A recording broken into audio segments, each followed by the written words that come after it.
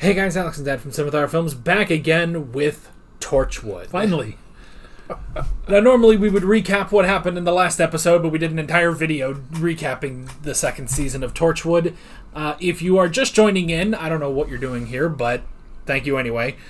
So, Torchwood, we are finally back to doing reactions. We are doing what everyone has been waiting for, which is Torchwood Season 3, Children of Earth. And this is all also going to be one giant video. I have no idea how long this will turn out to be, but there are also timestamps here if you want to go and find a specific episode or specific moment in the reaction. But yeah, we are not filming this all in one day. This is going to be broken up over several days, but I'm splicing it all together. But yeah, but this is the big one. This is what is widely considered to be one of the best stories that Doctor Who has ever produced. And we have the big question of this season is this season going to be worth it? This is what we talked about at the end of our Torchwood Season 2 discussion, where we said, is it worth it to sit through 26 episodes of those first two seasons of Torchwood to get to here? That's going to be our big question with this. But from what I remember, this is a good season. It is a very dark season, even darker than Torchwood can be. Holy moly. Yeah, it is. It is interesting. And we'll get into it. Do you have anything before we jump in? I'm ready to soldier on. Yeah, so with that said, we're going to watch episode 1, then we're going to have our discussion, pretty much like normal. And then after that, we're just going to cut straight to the next episode, basically. So, with that said, let's go ahead and jump right into these 5 episodes of Torchwood. Here we go.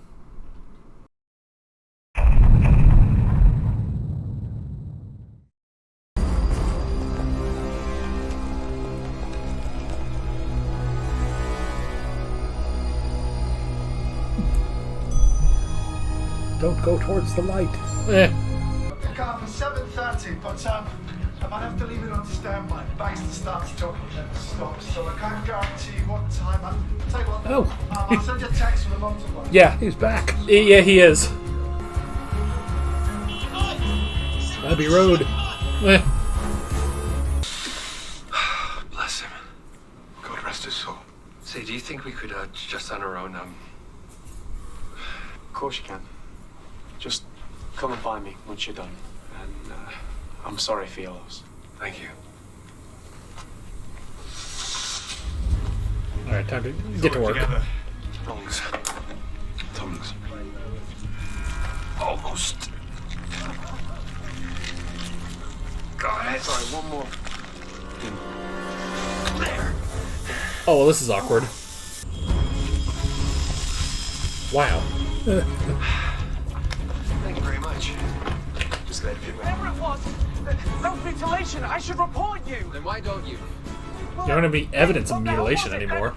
Hitchhiker. Try putting it into a report. You're Torchwood. Never heard of him. Never heard of him. It's on the side of their car. Rupesh Patanjali. What do you think? NHS.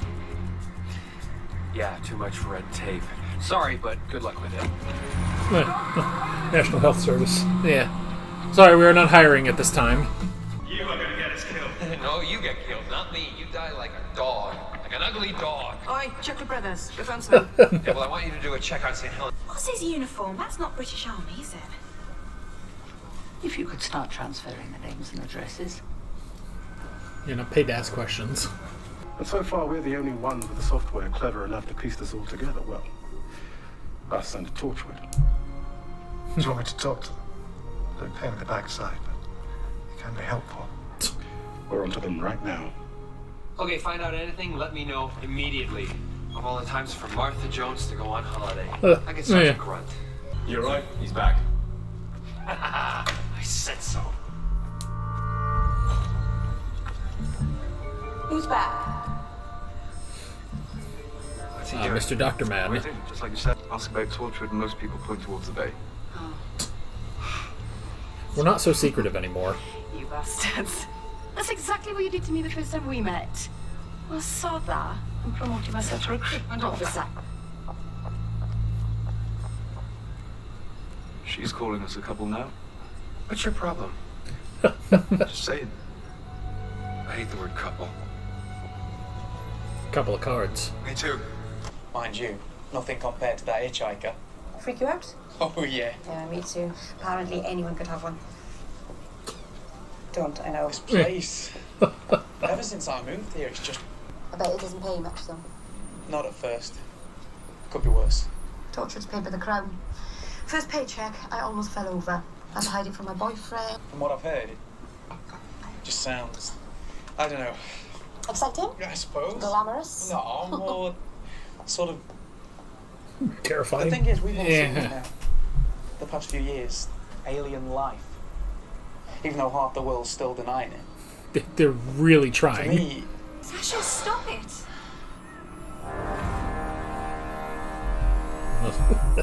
It's so ominous.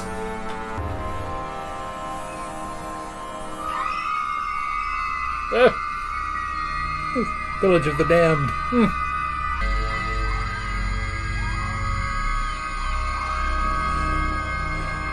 Gotta be 3 to 4 billion children worldwide, Well, all screaming at the same time.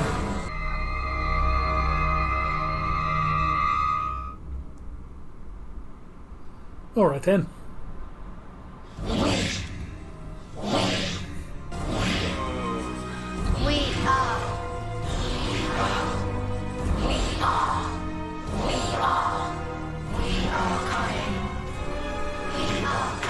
Oh my god!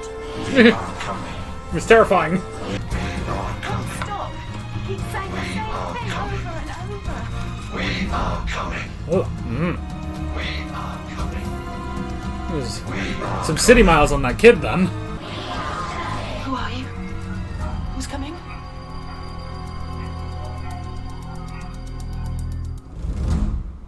Come on, then. Oh. Ah. Children are terrifying. All cities come to a standstill. They're gonna need you in A&E. We'll get back to you. Promise. what's in there? Big science fiction super base. Mostly. See ya. Bridget? I want to see Mr. Frobisher. Excuse me. The penguin? That would be a hilarious canon.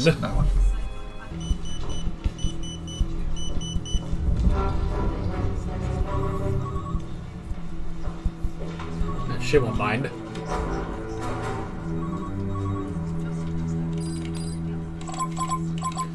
She needs a more secure password. I'm just gonna put that out there.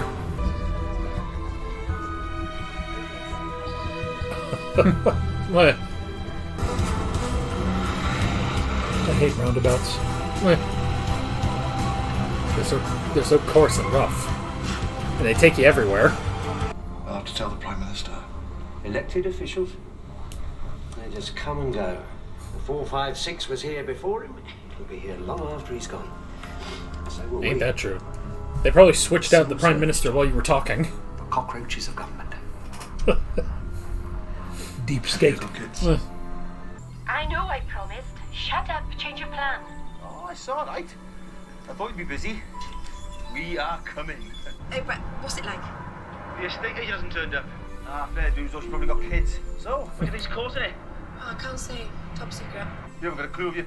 No idea. Tell you what, it's like it was timed, you know? So you get maximum kids out in the open, visible to everyone. Suppose. Yeah, but that means it's timed around Britain. Specific British hours. Yeah? It might be worldwide. But I reckon someone's looking right at us. That's brilliant. Oh my god. Severn Bridge. I'm going into England. Farewell forever. Have you got currency? Yes, and I've had my injections. See ya. How do we know if these, what do we call them? The 456, they never gave a name. We just called them the 456 after the frequency allocation. How do we know that the 456 would keep quiet? We don't. All we can do is hope to cover ourselves. Good old government. You'll have to issue a blank page. No. When in doubt, deny. Eh. Just don't tell me about it. Plausible deniability. Also known as cover your ass. Uncle Jack! Steven! Hey, soldier! How you doing? I was talking like an alien. Everyone was. It was brilliant. Better come in. Are we supposed to remember her? No. David, your Uncle Yanto's here. I was thinking I missed Misha's birthday. Thought I could take her to McDonald's or something. That's only $3.95. You big spender. All right, sit down. Thank goodness the crown pays well. You're a civil servant. They don't work weekends. They invented weekends. And I'm not having a going out. I just can't stand it, Dad. Oof. I look older than you do, and it's never going to stop. One day you're going to be standing at my funeral, looking just like you did when you were standing at Mum's. No wonder she was so furious. You make us feel old. Actually, I found a gray hair. Oh, well, that is the end of the world. Next thing you know, he's just going to be a giant face in a tube. Having dinner with a man? In a restaurant? So, you have dinner with Tina? Not in town. Susan said he was gorgeous. Like a film star. Considering like his age. escort. He's my boss. She said it was intimate. I said, well, he's had girlfriends. And she said, well, no girl was getting her feet round that table. No chance. Have you gone Bender? She's here, he is. He is very handsome. No. Stop it. You're kidding me. It's only him. And I don't even know what it is, really, so... Oh, it's just the Jack Harkness effect. Oh, no, honest. I won't say. If you want to keep quiet, I swear, I won't say a word. I promise. Aye, aye, gay boy. She says you're taking it up your ass. Misha, will you get off that thing? Yeah. Been in, yes. Whose car is that outside? Len's, are you? Black thing. Oh, that's the company car. You want to watch it on this estate, but... That was fine. Top of the range. It's got a triple deadlock. Oh, aye, sounds like it. Oh no, the car. Not again. Right round the block, then they come back for a lap of honour. The victory parade, we'll get them. We should phone the police. Nah, it's more fun this way. Right, just throw bricks. Alright, they come. Oh. Get inside now! That's my car! Wait, no, I'm not telling you again. Get inside. I'll take you to... It wasn't even close, man. My car! Timothy White. The Carter sucks. He's old, he's been... Give me your hand. If we be friends.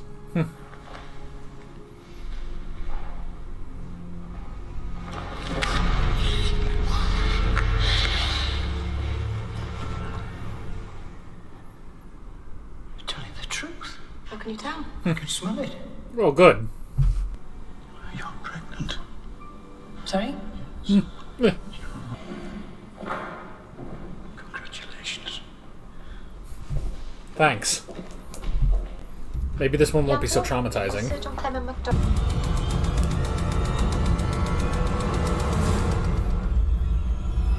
Kill Captain Jack. Well, good luck with that, buddy.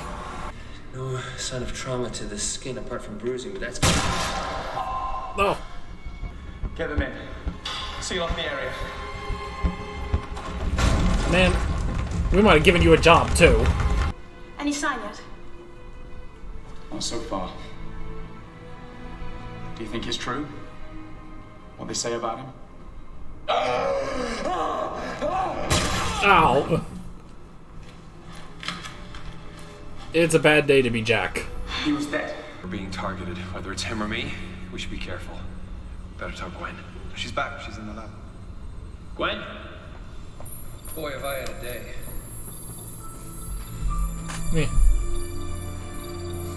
He keeps dying.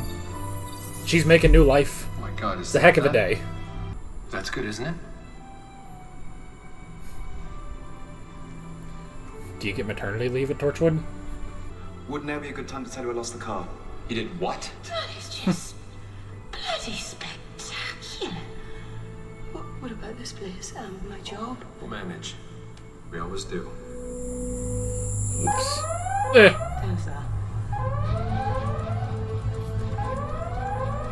Oh my god.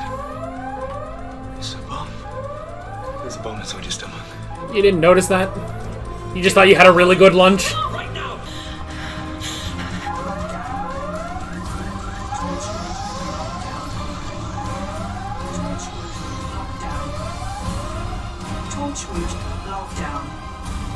Ugh, was it gonna leave a mark?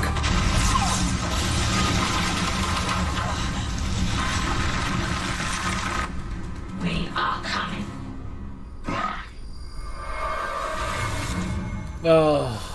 Okay. Next time! All right, so was this during Tenet or was this during Matt Smith?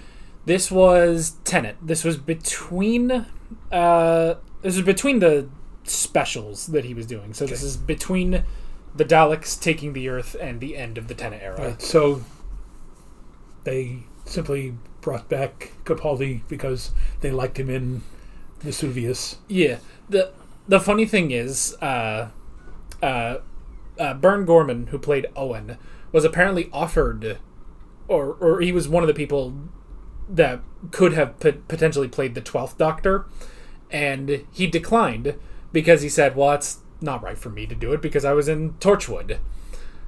And then Peter Capaldi became the 12th Doctor, despite being in Torchwood Season 3. So... All right, well, that was a big shock. Yeah. All right, so, and I understand when you're doing a 5-episode arc, there has to be a lot of exposition. Yeah. Which there is in this one. I mean, we learned about Jack having had a wife and a child and a grandchild. We learned about Yanto and his sister and his nephew. We learned that Gwen is pregnant. We learn about Clem MacDonald, Tim White. And that somebody is out to get Torchwood. Yeah. Something that is only referred to as the 456. 456. Now, are the 456 the aliens, or are they the organization set up to trace the aliens? No, they are the aliens, because they said they never gave a name, so they just gave them the number of the frequency that they had to use to communicate. So, but from this, we learned that clearly the British government has dealt with the 456 before, something that apparently Torchwood was not involved in. It is strictly the British government that dealt with this all those years ago. So it's interesting. It is very much setting up everything in this episode. But I will say, I mean, just watching this episode, I am a bit more invested than when we were watching season 2. And I was like, okay, but what is really the difference between what we were watching and watching this? And I thought, maybe because this has a point. This is like going somewhere. It's also, even though we saw Reese briefly, yeah, and he figured out some things there, and obviously buying the house. I think one of the things is maybe 5 characters was too much. Maybe trying to concentrate on all of the different personalities kind of diluted what they were doing. Yeah. Whereas here, and even though Yanto is really kind of a side story here, it really is mostly about Jack and Gwen. Yeah, so... And by the way, I'm just going to throw this out there for all of you conspiracy theorists. Remember, what is the frequency, Kenneth? We'll leave it at that. He's going to look that up. It's, sure.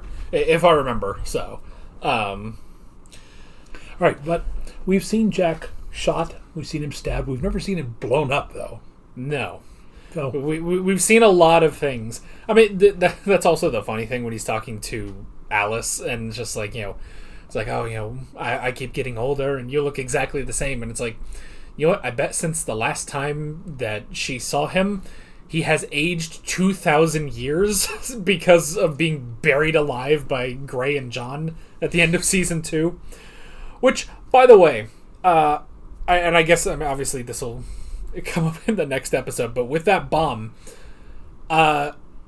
you know how they put Gray on ice at the end of last episode? It's like, maybe one day, I can wake him up and try to help him or something. It's like, yeah, he's dead. That's the end of Gray completely. Not only does he never actually come back, I mean, he's not even really referenced after that, but yeah, that's the end of basically everyone who was in the Torchwood hub. So yeah. But they still have the one down by the wharf. Or was that Yanto's? No, that was just a separate entrance. Yeah, I guess so. I mean, the entire base has pretty much exploded in that bomb. So So pretty much all of that is gone. So yeah, it's a very interesting direction to take Torchwood, especially, and also because, at the beginning of this said, day one, and this is a 5-episode season. This did air over the course of 5 days, and so it's just a very interesting thing. We're getting rid of the episodic version of the show in favor of just an overarching story. I think honestly it does work to its benefit because, again, with the previous seasons, it honestly was just diet Doctor Who, basically. It's like, well, we can't go back in time, we can't go to the future, we just have some aliens in Cardiff and they swear more. That was pretty much all Torchwood was, and now it's like, oh, something important, something interesting in terms of a story is happening.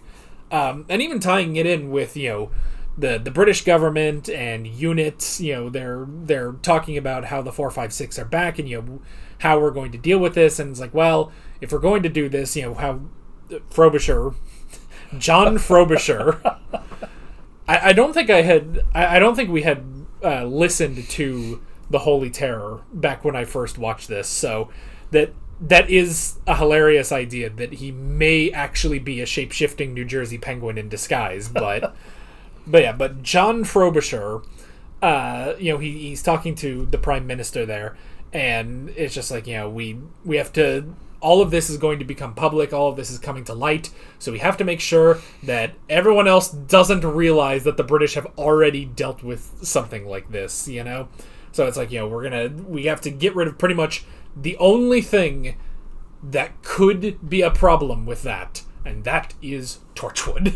Torchwood is the only thing, which, again, is also interesting, too, because it's like, when you think about this in the context of what Torchwood is, it's like, you'd almost think Torchwood would be, like, higher up the food chain, even though this is the British government and the Prime Minister itself, because of the fact that this is, they made a joke about it.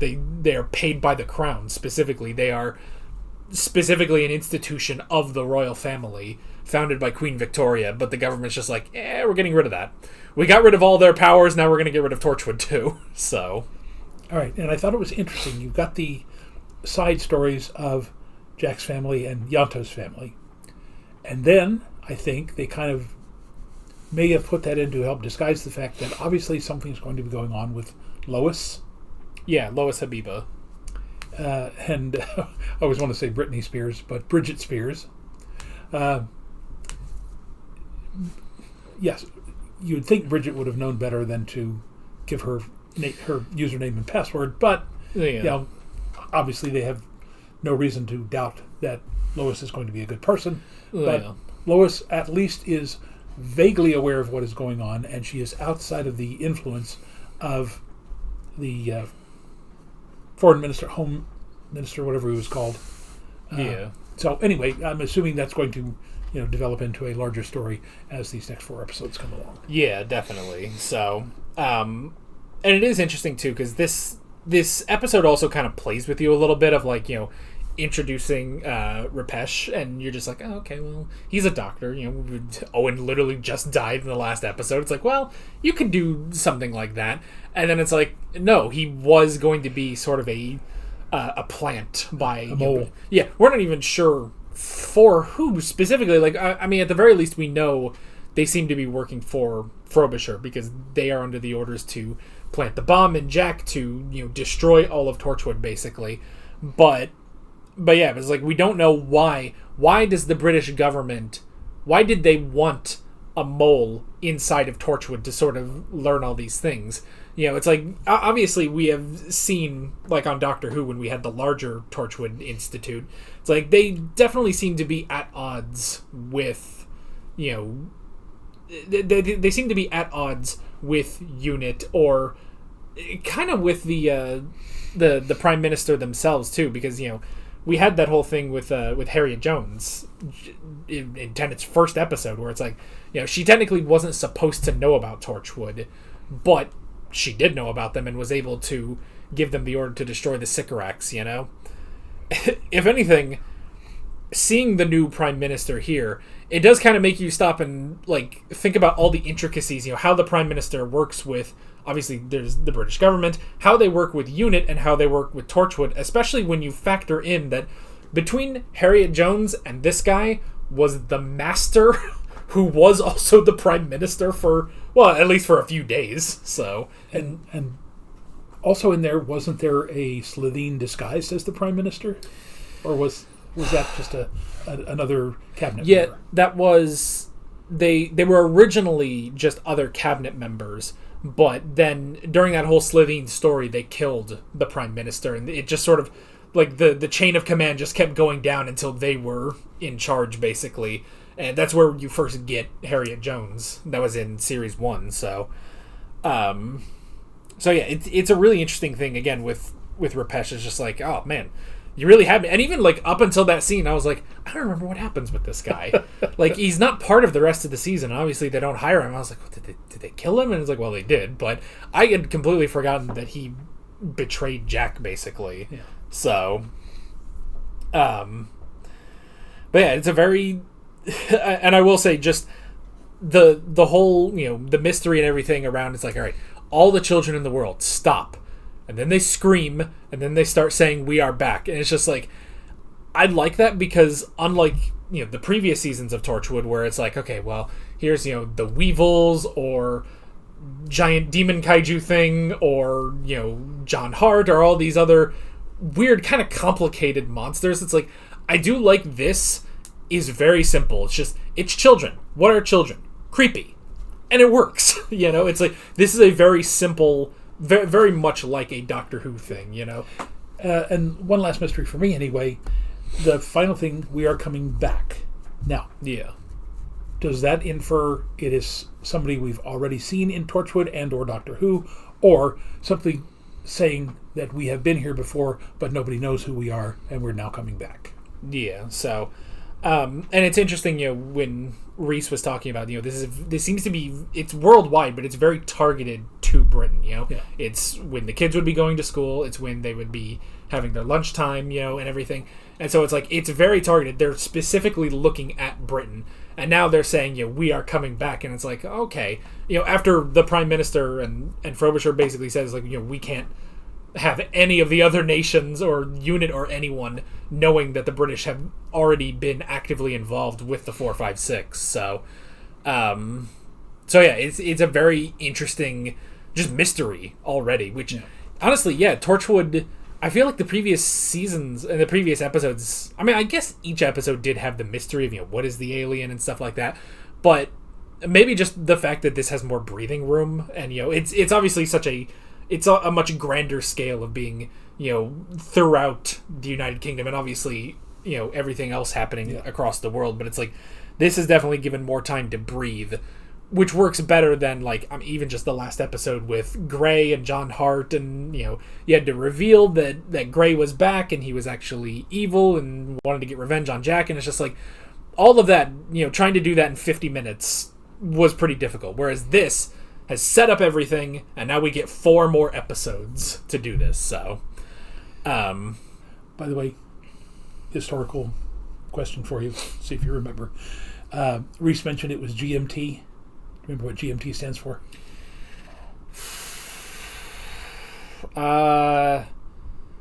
It's not really. No, it's Greenwich Mean Time. Okay, that was it. Okay, Prime Meridian. Yeah, I remembered that they established that specifically in Britain, but yeah, so. And if I recall correctly, it was the Royal Geographic Society that established that. Yeah, so. But yeah, and it is funny doing this video the way we are, because you've been saying for like 2 or 3 seasons now of like, oh, I want when we do the 2-parters, we should do both of them back to back so I don't have to wait. And now I'm just sitting here, it's like, this is a 5-parter and I'm making you wait because we don't have the time to record all of them. So but yeah. And so that's day 1. And in 5 seconds we will be on to day 2. We'll be back in just a while. We don't have to do an outro or anything. We just have to cut and get to it. And so we'll be in different clothing. Yeah, so you can actually, if you want to, you can go through about the end of Doctor Who season 5, probably through about the beginning of season 6. If you match our shirts to specific episodes, you can figure out which episodes of Doctor Who that we then filmed these episodes of Torchwood. So, or not, you don't have to do that because who cares? So, all right. So with that, let's move on to episode 2. All right.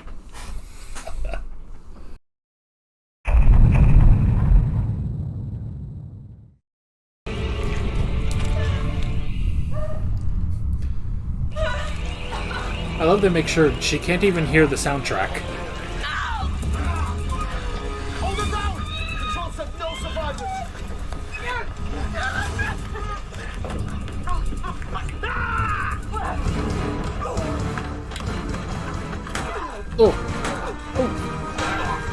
Oh, good job, Gwen. It's gonna leave a mark. Man, 2 giant explosions in 4 episodes.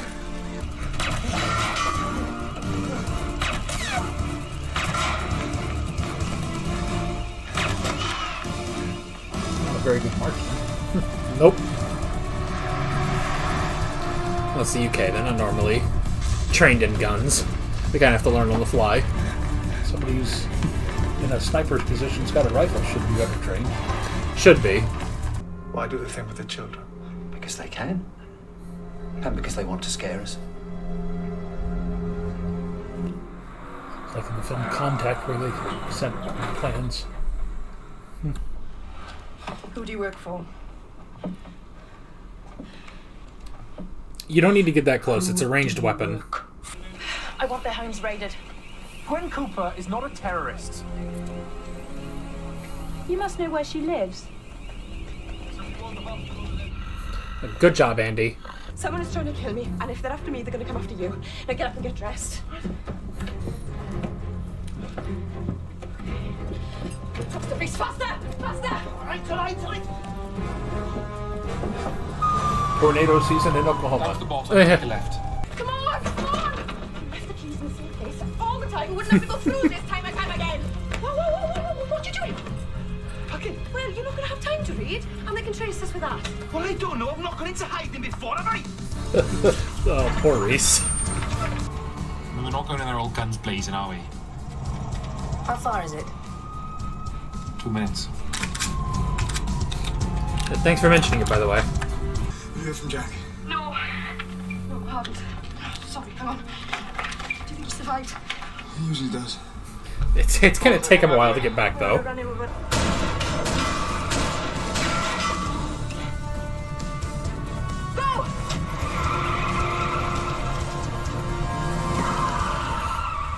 Now do you believe she's a terrorist?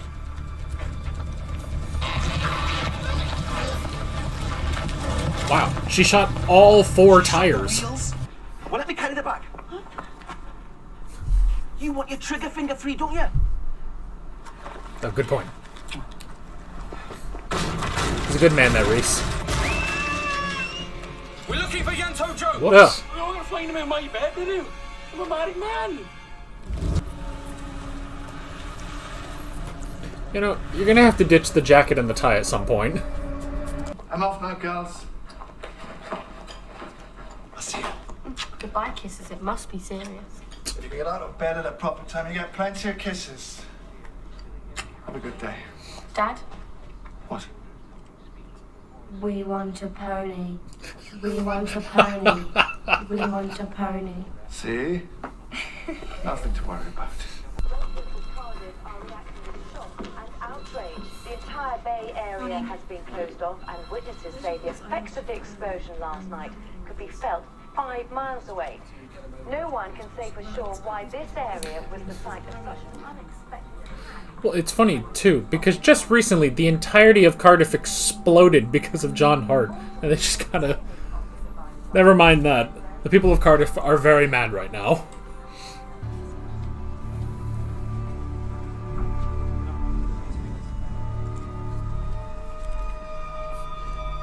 Well, it's a good thing they haven't invented the email notification when you sign in on a new device. I know that I'm something of a middleman in these affairs, but just wanted to thank you for trusting me with the responsibility. All I've done is put you on the front line. That's what the front line's for, John. First to fall. Okay. Wait, you couldn't just take the thanks instead of saying, yeah, you're expendable. You're chum in the water. Oh, yeah. Cannon fodder. Just let him believe that he's not. From Torchwood? Only he was trying to contact you yesterday. I did mark it in the log. Said he could help? No, he can't. Well, are you sure? He was very insistent.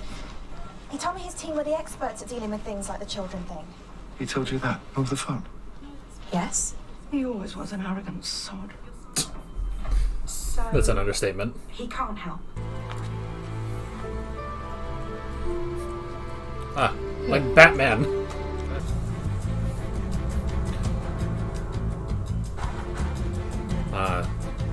Good old writing on the hand. I miss the days of doing that. I have no reason to anymore. What's he done? Why is he bringing it to our door? We're the only family he's got. He's doing his job.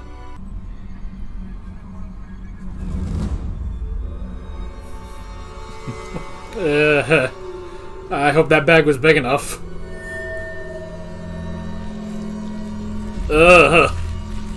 Slip it open.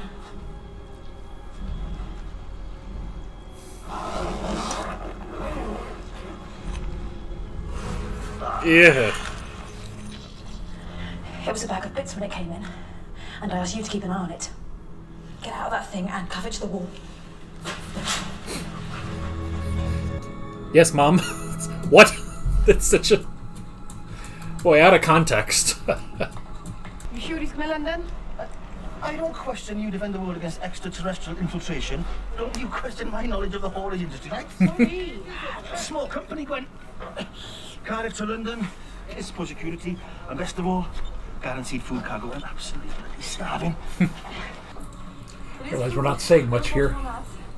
I mean... smell of bacon in my nostrils and I'm looking at a lorry load of... Don't worry, it's 5 episodes. I'll get enough material in the video. Reese, you're not eating uncooked potatoes. We need to cut our way out. Uncooked potatoes aren't bad. Do you have a lighter on hand? Maybe we can cook it.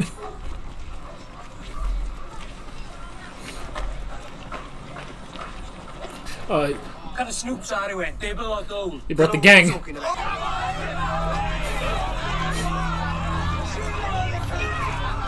We've been compromised.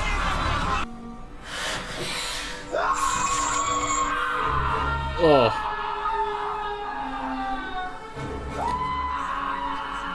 He'd have been better off staying dead. He doesn't really get a choice. That might be the worst one he's come back from. It's like Wolverine. Yeah. He comes back, but he says it always hurts. Travel sick, is it? When have you ever known me to be travel sick? Well, when have you ever travelled like this? On top of potatoes. Oh, God, no. Oh, bloody hell, no. Yes. Oh, come here. Oh, my God. Oh, would you believe it? This will be a story for the ages one day. What? The bomb, the guns, the Karachis, the hanging from the law? God, what am I likely to do that in your condition? Well, you carried my bag. Are you serious? This changes everything. Ah yes, Mr. Inconspicuous. Seriously, how'd you get in that state? That bomb. It was meant for me and the people I work with. My God, why? I don't know. I can't even yell terrorist like I always do, because it's not, it's just the government. Are they okay? People you work with? Oh, maybe they are terrorists from a certain point of view. Be very thankful you never had to wear a uniform at your school. Wow.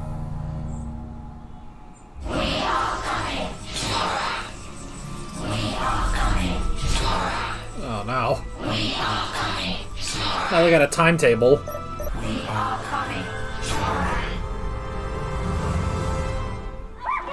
that everything's fine.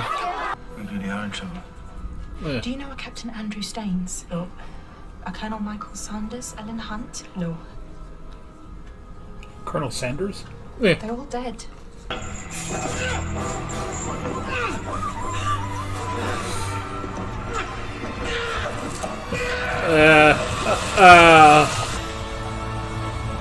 Cement. Yeah. It's so comical looking, too.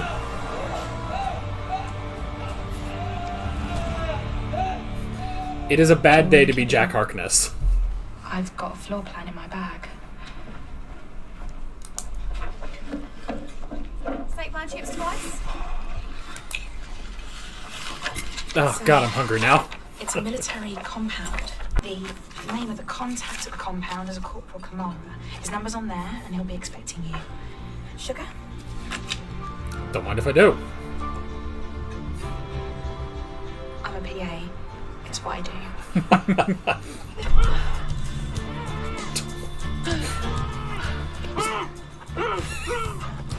Just casually moving a man in a coffin. I don't suppose you believe it, but this is all in the national interest. For Queen and Country. At the very least, you could get the gag out of your mouth. Kodak's dead? When did that happen? No, he's the contact. The name of the deceased is Patanjali. Rupesh Patanjali. Jesus. Share myself then. Yo. They need the coffin. You know, maybe he drives around with multiple coffins. You gotta be prepared as a funeral director. You never know how many bodies you're gonna be taking. Just prefer the company of dead people. She's seen one. She's married. Married and pregnant. You can forget it, mate. Right? Shut up. You're a couple, aren't you? Couple of cards.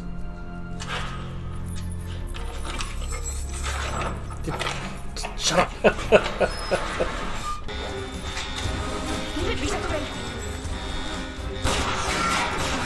Forget the keys. What the hell is that? It's like a cartoon.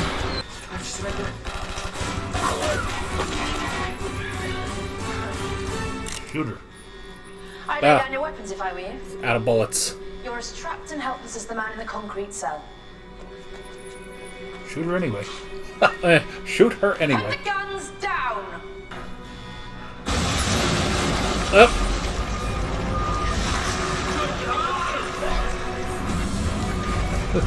Oh, Yanto. Yanto to the rescue!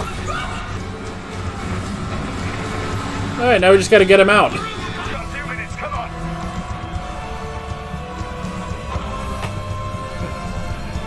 Drop it and break it open. It's like an egg. A very, very solid egg. Because it couldn't have cured that quickly, so it's going to be relatively fragile.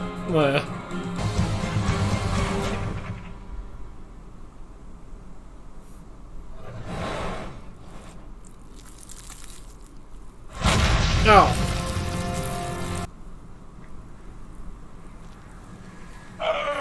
Oh. What the hell's going on? Don't know yet. But the latest from the kids is that it's happening tomorrow. Just in time then. Get in the car. Come on, we've got work to do. You can get the chains off him, too. Excuse me. If we know the composition of that gas, can't we work out what sort of creature could live inside it? Could do, if we had all the time in the world. So they arrive. I mean, Unit probably could. How do they arrive inside that? No idea.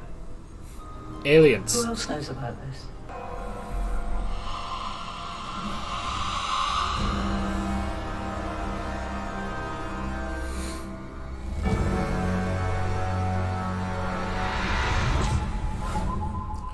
Okay. Alrighty, that is the end of day 2.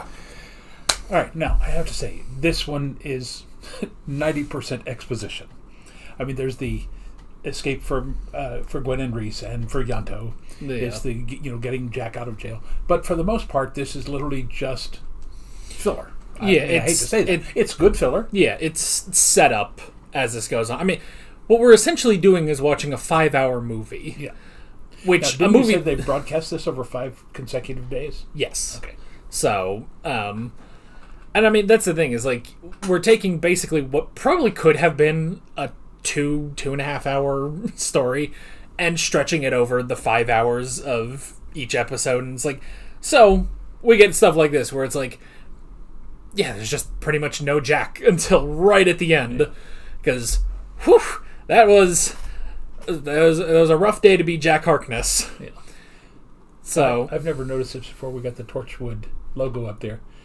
Am I seeing a red stripe across the T and the C, but nowhere else? Yeah, I think it's supposed to be because you remember the old Torchwood intro that they had. They had like all the stuff flying behind it, so now it's just all contained within the word itself. Okay, so that you got it paused. Yeah. All right. So. Well, there's really not much to say about it because other than what's the girl's name? Lois. Lois. I want to say Dina. Lois has been monitoring all of this because the head lady gave her the password, not realizing that she would use it to. Well, I guess they didn't realize what was about to happen. Oh, yeah. So she has essentially joined Torchwood at the moment, although she's gone back to her normal job, I suspect. We still have no idea. The Prime Minister won't say. Frobisher won't say. The scientist who put it all together doesn't know. The lady may or may not know. I can't quite figure that out yet. Yeah. But now we've got the remaining Torchwood people, plus Reese and possibly Lois, who literally have no assets. I mean, this is like the Man in Black and Inigo Jones and Fezzik trying to storm the castle with no assets whatsoever. Yeah. Good luck storming the castle. It is take a miracle. It is definitely considering the ending, pardon the pun, but Torchwood stripped down, to nothing. They don't have anything. Obviously, they're down 2 members from the end of last season. They don't have Tosh. They don't have Owen. They don't have the hub. They don't have any of their technology. They barely have any guns and a car and Reese, who's hungry all the time. So it's they are definitely worse for wears. The interesting thing, though, is, because you watch this, and I think this is kind of intentional, but, there is, when you watch this, there's the nagging question that's always at the back of your mind. It's like, okay, why aren't they calling UNIT to deal with whatever this alien thing is? And then the next thing is, okay, this is the Prime Minister of the UK. Why isn't he calling the Doctor at that point? But then it's like, I think they set this up in such a nice way where it's like they the whole setup of the story is why they can't go to UNIT. They can't call the Doctor to do this because anything that they try to do implicates them too much. Yeah. Because whatever this is, clearly the UK has done this before and nobody else knows about this and nobody is supposed to know about this, which is why obviously they had to get rid of whatever witnesses were left, including Jack Harkness, who was there, and that meant taking out Torchwood, even though Torchwood is completely equipped to do this, and they can't tell this to UNIT because then that would get passed back to the UN, or just passed to all the other countries. And probably more than anything, whatever is going on here, they cannot let that get back to the Doctor, probably because this Prime Minister is probably also thinking, the Doctor has taken down the last 2 Prime Ministers that have existed, both Harriet Jones and Harold Saxon, for various different reasons on both of them. So you do not want to face the wrath of the Doctor, and this is, at this point, it's the 10th Doctor specifically, but it's such an interesting setup of why, because I feel like that is kind of a thing, it's like, if back when we were watching Arrow, and at a point you just start to wonder, why doesn't he call the Flash? Yeah. Whenever there's some villain that's coming through and it's not really, it's like kind of a threat to the Green Arrow, sure, not really a threat to the Flash, so why don't you do that? It's kind of that same thing of like, okay, something is going on, this is a global thing that's happening on Earth with these aliens, and the UK is trying to deal with them. They're, meeting a lot of the demands that are being set, and, they're taking out Torchwood. They're not talking to UNIT, and it's like, why wouldn't they try to involve the Doctor? Why wouldn't the Doctor end up here even? And it's just a thing of like, if this current government, basically, not even just the government of the UK, but this current administration is going to continue, they cannot let the Doctor know at all. And to them, the wrath of Jack Harkness is more manageable than the wrath of the Doctor. Granted, they just cannot keep Jack down. And it is really funny, just the lengths they go to. I want to know, like, I want to know, because it's like, how they came up with some of these ideas. Like, while they were maybe in the writer's room thinking about it, like, okay, if you were going to try to possibly kill Jack Harkness, what would you attempt that is strong enough, that gets past all the power of the bad wolf that Rose had, and nothing works.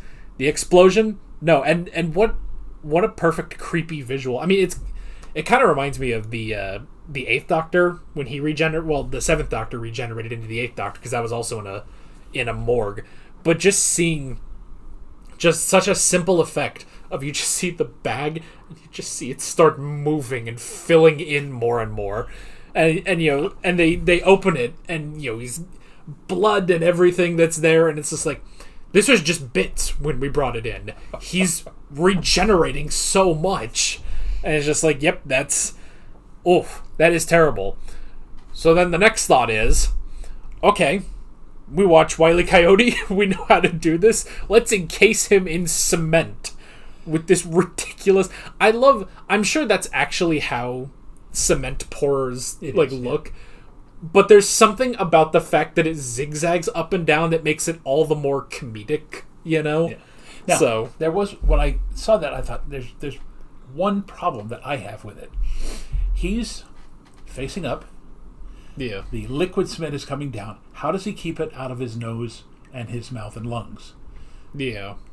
Because at some point when he's suffocating, you would think the pressure of that liquid is going to go up his nose or into his mouth, and so yeah. But other than that, so they encase him. Yato pulls it out, drops it off a cliff, breaks it open, and he wakes up again. In theory, maybe that... See, the thing is, like, even if it got into his lungs and everything and into his body, the fact is he'd still live through all of that. Maybe the implication is... by dropping it off the cliff, the impact broke whatever could have been inside of him. The only thing they were missing is just a scene of him throwing everything up, basically. Yeah. Maybe they just didn't want to get too graphic about that. It's like, we threw him off the cliff. We already had the disgusting image of what was left of him in the bag, so it's just... it's terrible, but it is, I mean, honestly, it is just a very interesting thing. It's like, this seems to be, the biggest threat that Torchwood has ever faced, and then making that to where it's like, they have nothing, It's like, well, how are Gwen and Reese going to get to London? They're going to hitchhike they're going to stow away in a potato lorry, and that's going to go to London. Thank God Reese knows how to get into those, because he hauls stuff, so... Now, Cardiff to London, that's going to be quite a long drive. I mean, it's not, Edinburgh or Glasgow or anything, but Cardiff to London would still be quite a long drive. Yeah, that's why it took the entire day. So that's why all of day 2 was basically just getting over there. So, and all of this, it's like, well, that's the end of day 2. We have not slept at all. This has just been a very, very busy week. So. And we still have 3 more days to go on this grand adventure of Torchwood. But again, and you made the comment that we didn't talk as much as we normally would, and obviously I made the comment there will be enough material for the video. Yeah. Like it'll all be good in the end. But it is something where it's just like, we didn't talk as much as maybe we normally would in a reaction, but at the same time, I am enjoying this season so much more. And maybe it is, like you said with the last episode, it's like, maybe it just works better not having 5 people. Yeah. You know, I mean, technically, we are technically 4 right now because it's Jack, Gwen, Yanto, and Reese. But Reese is different from having Owen and Tosh there. So, although, and then we also have Lois, who is like Tosh 2.0. So, I mean, that definitely reminded me of, like, you know, something that Tosh would do, finding a bunch of that stuff. That also definitely reminded me of stuff that Donna would do. Just going through, as a PA or a temp, just go through, find all this stuff. It's like, well, I figured it'd be easier than, you know, it'd be easier to, you know, become a funeral home director than to try to just break into a military institution, you know, just verbatim, basically. And how fortunate that the funeral director's suit fits Reese. Yeah. It's luckily everyone in the UK has the same body type as Reese, so it all just kind of works out. That's why Jack Harkness is the exception. So anyway, but yeah, that is day 2. Day 2. So we will see you guys. The next time you see us, it will be 2 weeks later, actually, because the next thing that we have to record is the end of Doctor Who Series 5. So, but we will see you guys in 2 seconds. I haven't figured out a transition yet, so bye. Play the next day.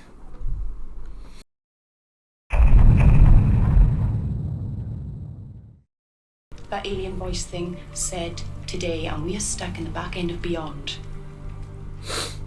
Yeah. But we're together, the old team. We're down, but not out, yeah? We survived worse than this. Have we? Life goes on. Yeah, with you making a profit. 10 quid a kid.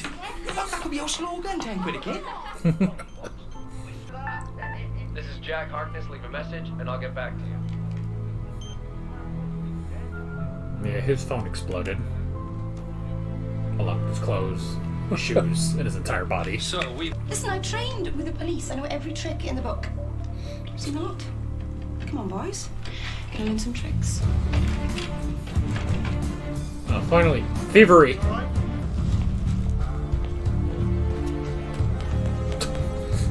That's not obvious.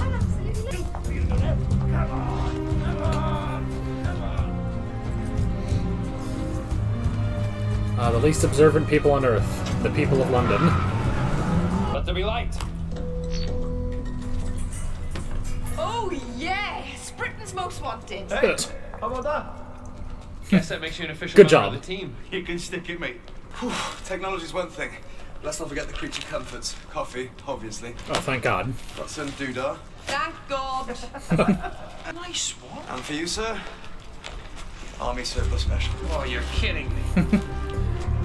You gotta look the part. I'm back. Hello, Lois. You can see that in your eyes. It's good, isn't it? The only downside, you have to wear contacts and not blink. And not have watery eyes. I couldn't do this. I can't wear contacts either. Yeah. Granted, I've never tried wearing contacts, but I don't feel like they're going to be fun. Did you feel it? Or did everything just go black? I felt it.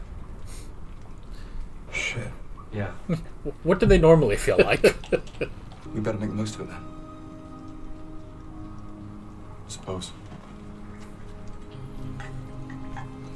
Like right now? A little busy. We need some discs for these things. Should take about 20 minutes. 30 minutes. 30. Wait, the beans are almost done. The beans are almost done. Bloody beans. Arrested for theft and minor fray. Did you get mad? How am I supposed to do that? You were a policewoman. Oh, okay. Bloody hell, anything else? What about it? Fillet steak would be nice. Yeah, don't push it. See you later. What's wrong with the beans? Well, according to Gwen, it was your classic alien You don't abduction eat them. back when he was a kid, 1965. Well, if the world's ending. 10 miles out. That's where the record stopped. There's no trace of them arriving. I mean, it was the 60s. A lot of the paperwork's gone missing. But if what he's saying is true, maybe they never got there. Happens to shows, too. He said he wanted me at his side. What for? Why on earth would he need you? It was a private conversation. You're not the first, you know. Don't go thinking you're the first. Wily old Mr. Frobisher. Stone fences. Don't have a lot of those here. It'd be nice, though. I fell off one once. Only time I've ever broken a bone.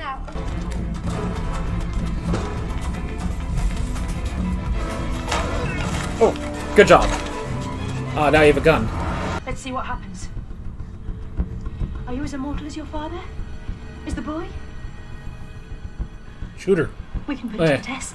Put down the gun. If you harm him, I will kill you. Understood. Shoot her anyway. I'm sorry. She's a shining example of the military.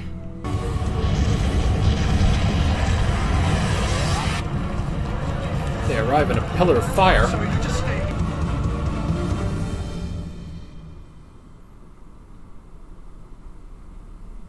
They're here. Mm-hmm.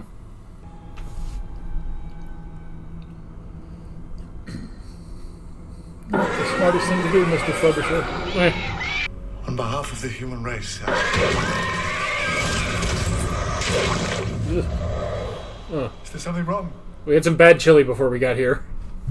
You call us 4, 5, 6.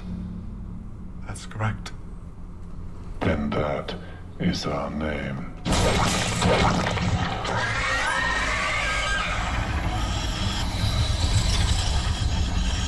Okay, neat.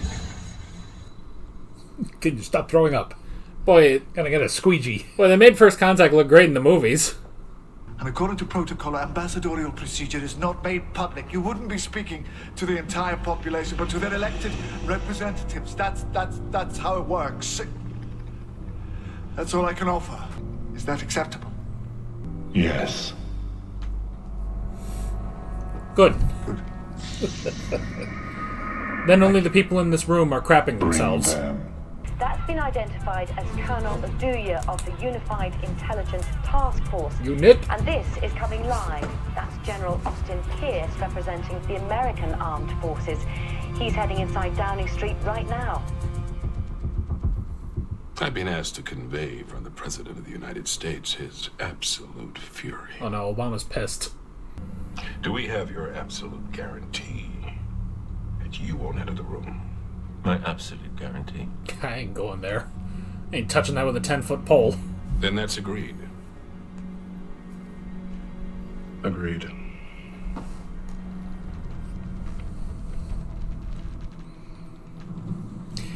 I still think you could have someone from Unit there. You become our spokesperson in all negotiations with the 456. Simon can give you a security briefing. Thank you.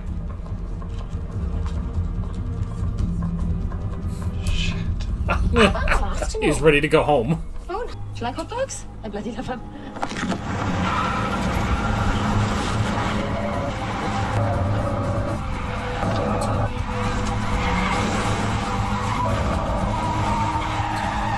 This is how I drive in video games. Just reckless abandon. I promise nothing will happen to him. I absolutely promise. So long as you agree to say nothing. Yeah, well, how about I go back into that house right now and get your wife? And your children.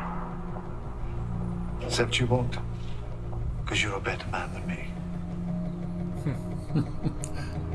Stalemate. I'm sorry, Jack. Oh, God, don't do too much of that. Do too much of that. Sorry. She can't hear you. I know. Is that you, Gwen? Yeah, I guess if it was us, in theory, you could just put the contact lenses on your actual glasses. Right then. And then it doesn't matter if you blink. Oh, don't do that. I hate smileys. You've used the lenses? Yeah. That's why you went on them. I just took them on for a bit of fun. Fun. You know, fun. Yeah, well, been there, done that. Yeah. It's fun. Yeah. There's something inside the smoke. You know, Now that I think about it, they could have just snuck like a microphone transceiver in her bag. There's no security checks here. I repeat, according to the rules of protocol, as established by the United Nations and the Directors of NATO... Yes.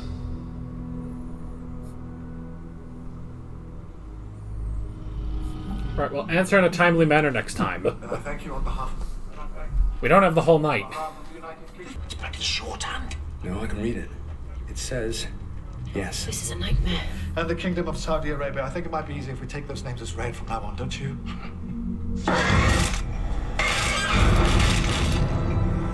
Oh, that means yes. Do you want me to continue? Yes.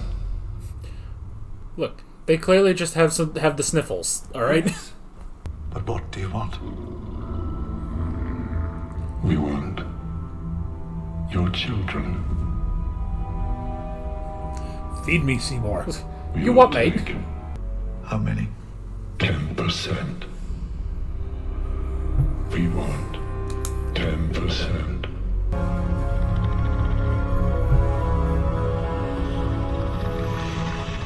It hasn't changed. Right, well, 1, 2, 3, not it. It's the same. 1965, I gave them 12 children. What? As a gift. Alrighty. Okay. And the mystery continues. All right. Well, again, we barely talked through any of that. And again, they are slow burn episodes. It's exposition, way more exposition. Although, and I realize they're setting up. It's all been done before, and they got to set up Jack. Jack, obviously, to me, it seems like he gave them the orphans because that would save the world from the 456 invasion. I don't know. That's what it seems to be leading to. But again, like you said, 45 minutes worth of exposition with very little action. Yeah, I mean, I can... Because obviously we said nothing before the episode started. So I have a perfect track that was about 58 minutes worth of episode right there. And there's a part of it where I'm just like... Just trim a little bit out of like each scene, shorten it up just a touch, and it would all work pretty well. Yeah. So I'm sure that is blasphemy to the fans of this season to cut anything, but it's not even like cutting like a specific scene or anything. It's just cutting every scene down by just a little bit, shorten everything up, and it gets this a bit tighter. Yeah. So honestly, I feel like if you did that, you could probably do that with every episode and maybe wind up with it'd still be pretty long, but about maybe a 3-hour movie or so. So, well, I mean, even at 4 hours, because there's 2 more episodes, right? Yeah. So, and again, it seems like, sadly, like in classic Doctor Who, somebody said, "Hey, we've got to fill 4 episodes, and we've got a 2-episode story."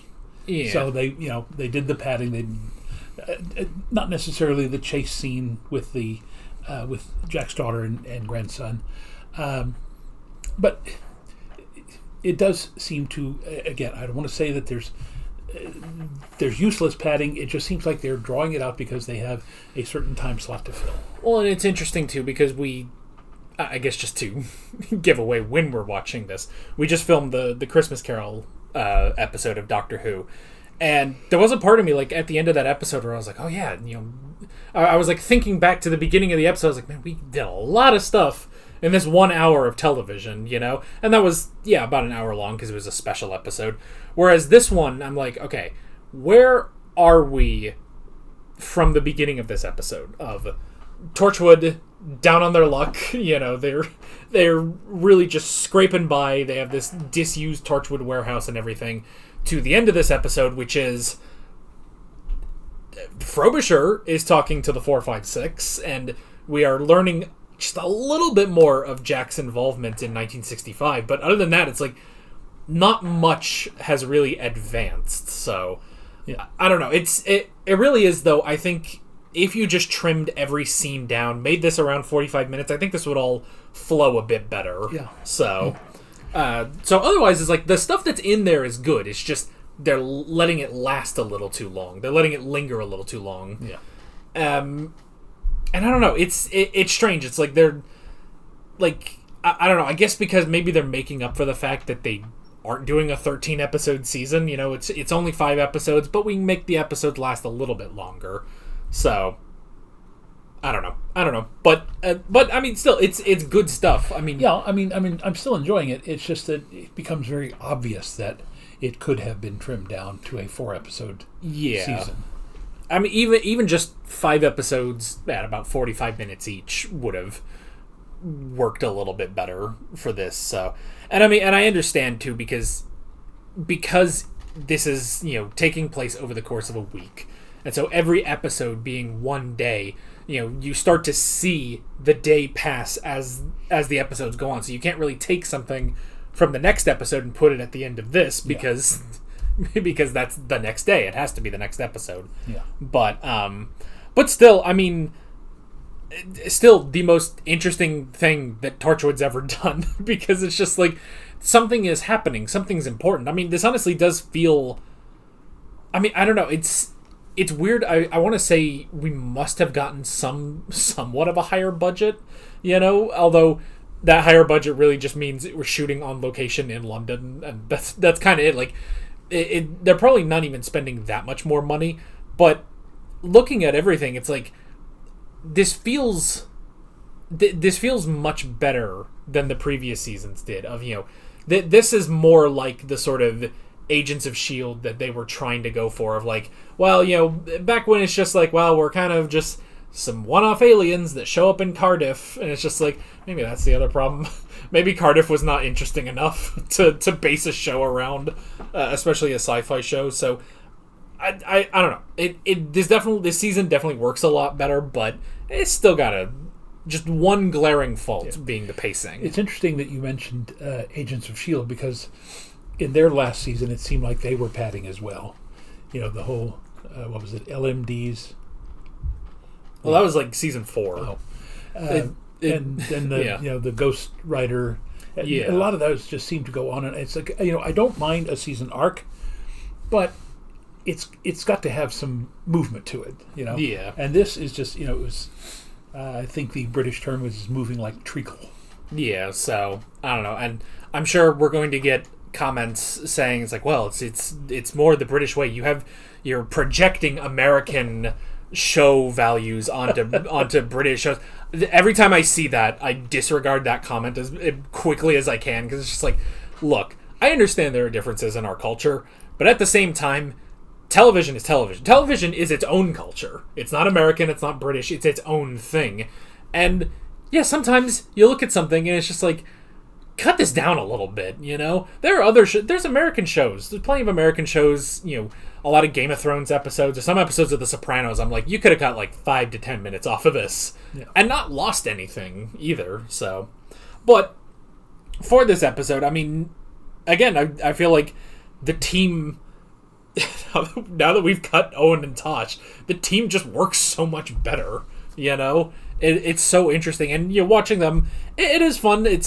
I feel like, if anything, it's just a little too late in the season now, which is hilarious given how short it is, but it's a little late to be doing we gotta start over from scratch, and you have that scene of them stealing credit cards and laptops and stuff like that, and it's like, okay, that's a good scene, you know, Torchwood being very resourceful, and they're literally, I mean, it's like the joke that the Doctor always makes. It's like, yes, I can use quantum entanglement and a paperclip and I will figure this out, you know? It's like, you know, they are incredible for being able to do what they do for such low tech.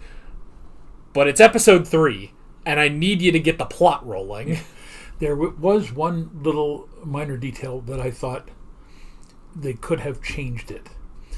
This warehouse that they're staying in was originally a Torchwood hideout or whatever. Yeah. Wouldn't that be one of the first places that the authorities would have looked? So I was thinking, since we know that Torchwood goes all the way back to the Victorian times, if they had been in something else that was so far back that, you know, Frobisher and the rest of them would go, yeah, that wouldn't be worth looking at because that was, 70 years ago. Yeah. So it struck me that if you've got a team that has locations and that you know where those locations are, you would have sent your goons there. I guess the explanation is because this was a disused warehouse. They stopped using it in the 90s, and it was specifically for Torchwood 1, which was in London. So I guess that's the logic of why the British government doesn't find them there. But you're right, if they had been in, like, you know, the bottom of a cathedral, you know, and there's, you know, there's cobwebs and they flick on the lights and there's a portrait of Queen Victoria or something, that could have worked, you know, just something the government would just never know about. Yeah. So, honestly, now that I think about it, wouldn't it be interesting if they went and got help from the Crown specifically, because they still technically are employed by then Queen Elizabeth. So that maybe that would have gotten a little too goofy, though, if you tried bringing in the Crown, like if you had the, I don't know, royal secret agents that help Torchwood. Maybe that'd be a bit too much, but yeah. But for the other stuff for this episode, I mean, there's, you know, Lois being clever and getting in there. I will say, though, just like as they started going in, I was like, oh man, you know, it's a shame, you know, they can't just, you know, have a listening device on her. They have to use the context that can read lips. Maybe I need to go lie down. Maybe I'm losing it today. But yeah, it's like all of that. But then as they go in, I'm like, there were no security checks. And I understand, too, that Frobisher clearly has a lot on his mind. The fact that he has to be... He clearly doesn't want to do this, but he has to be the ambassador to the 456. Yeah. But at the same time, it's like, does he not stop and think, why are you here? Why? Who brought you here? Unless maybe if that thought crosses his mind, he just thinks, well, Bridget brought her, you know? So... Well, the one thing that I kind of see what they're doing there is... I think they're called petty functionaries in earlier times. But these are people whose lives are literally dedicated to protocols. Whereas a guy who's a prime minister, who may or may not be there next year, but these are the civil servants. These are literally the backbone of every government. And so this is a guy who understands what his function is and why he can say, before we do anything else, I have to send you greetings from these particular places, and do you accept that? So, I mean, he's literally by the book. He's going step by step. But again, yeah, in the back of his mind, he's going, yes, if something goes wrong, though, it's all on me. Yeah. And it is also interesting, too, because, you know, you have the American, I think they said it was the Air Force general or something, and then obviously you have the representative from UNIT. It's interesting, too, because, you know, when the American general comes in, it reminds me of the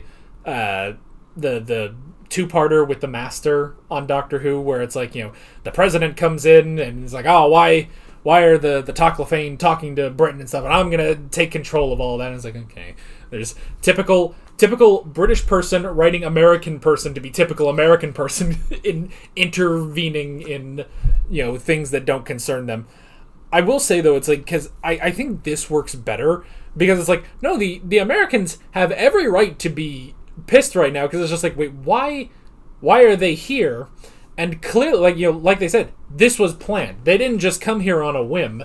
This was all clearly planned, and you were in on this, and you didn't tell the United Nations, you know, let alone the United States, but the United Nations, which should be a part of this, especially UNIT. So, you know, they make it work with, it's like, well, you keep the prime minister out of there, so it keeps, you know, government officials out of there, but you keep Frobisher in there instead. So every time they say Frobisher, do you just have a penguin at the back of your head? Yes. So it's that's, and you know, it's weird because you'd think Russell T Davies would think of that, because he's such a huge Doctor Who fan. You would think he would think of Frobisher the penguin, but oh well.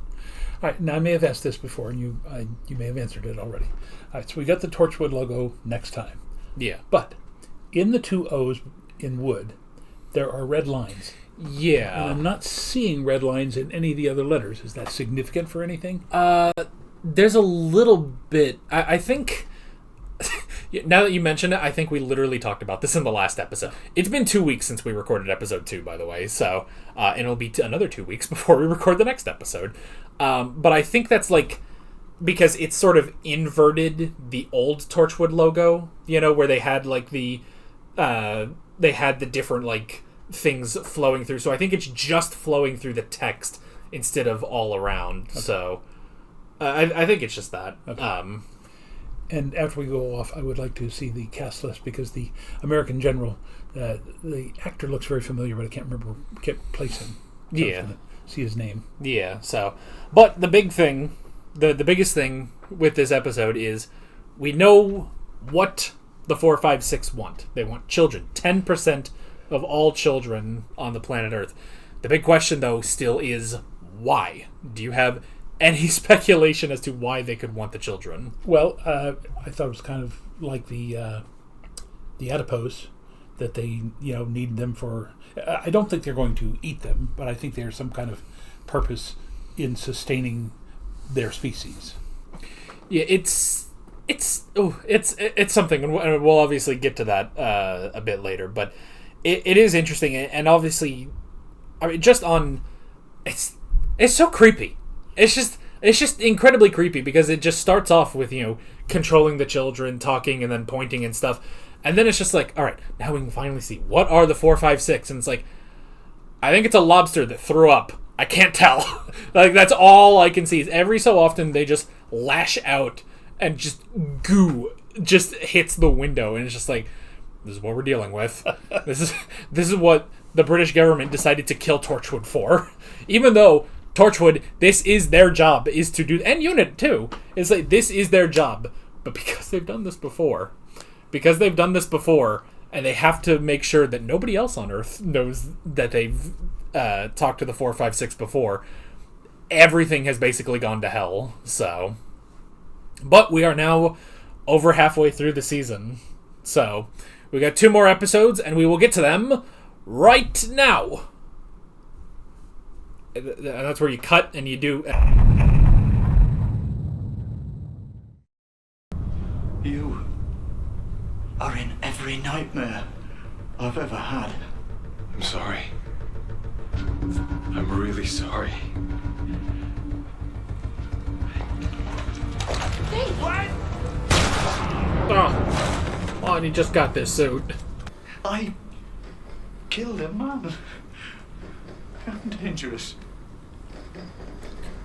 Well... That man held my hand and took me to them. This is normal. Okay, this is what he does. Yeah. It's going to be okay. Totally normal. Clem? On the bright side, you didn't kill anyone. It's all right, Clem. It just hurts. The man who sent me and my friends to die can't die himself. Though not through lack of trying. I can only assume that you're holding me here as insurance against my father. But let me warn you, if you've angered him, then God help you. This from the woman who spent her life running away from him. And why do you think I did that? Yeah, hello. What's wrong with me? We know they only want to prepubescent kids. Maybe it's got something to do with that. Maybe you were just on the cusp of puberty, not quite adult, not quite I hate the word cusp. I'm just going to put that out there. Come in. Come in. In there. With your camera. Come in. To know me better, man. You'll be able to hear us, and we can hear anything you say. Boy, I'd hate to be that guy. Okay. Not paid enough to do that job. There you go. Don't take it off until the light in the airlock goes green. Remember watching Jaws? They were chumming the waters. This Yeah. guy's chum. Yeah. There's 3 distinct forms of life in there. Get closer. Closer. There's goo everywhere.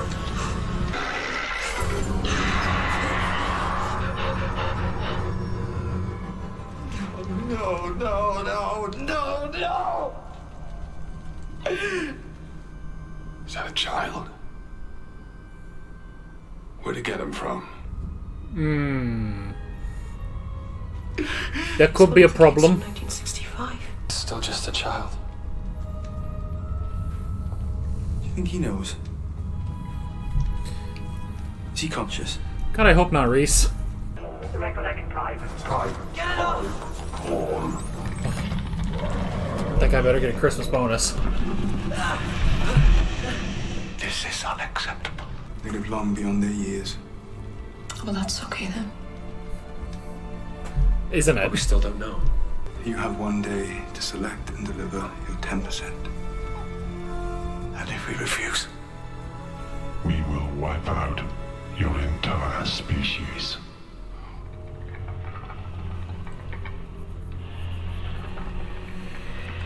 Right, well, time for Unit to get to work.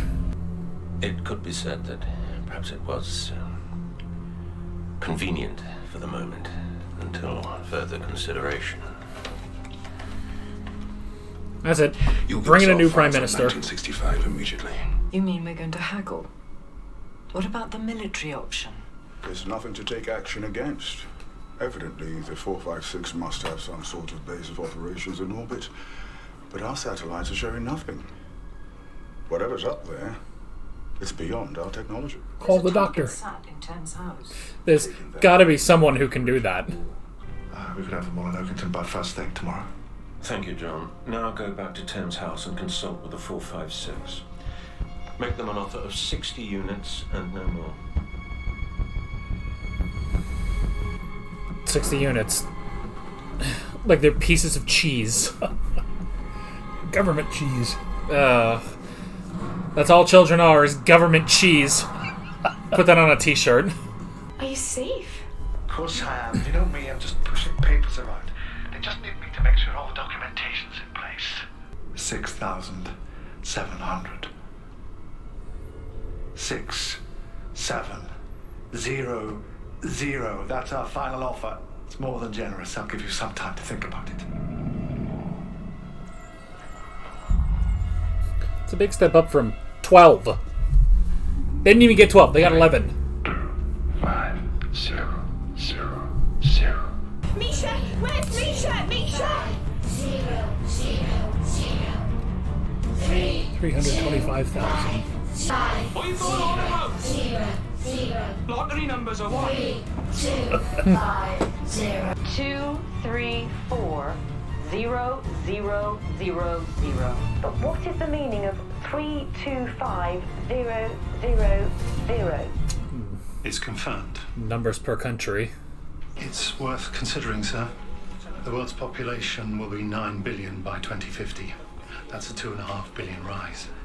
The UK will go from 61 million to 77, every one of them needing food and water, a home, transport, fuel, TVs and fridges. Rick. Shut up, Rick. What are you suggesting? A cut of 10% would do us good? Then, in an age when we're terrified by the planet's dwindling resources, a reduction in the population could possibly, just possibly, if presented in the right way, be seen as good. Sir. Why, thank you, Stephen Miller. Namely, how do we select the 10%? Who would go? How would we transport them? And how could we sell it to the voters? John? Well, the selection's not down to me. Nevertheless, practical solutions, please. You've come this far, Once the John. selection has been made. What about nieces and nephews? Don't push your luck. Seriously expect me to leave? The first responsibility is to protect the best interests of this country, right? Then let's say it. In a national emergency, a country must plan for the future and discriminate between those who are vital to continued stability and those who are not.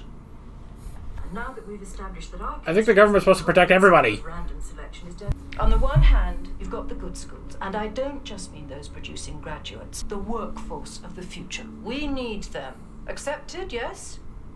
So, set against that, you've got the failing schools, full of the less able, the less socially useful, those destined to spend a lifetime on benefits, occupying places on the dole queue and, frankly, the prisons.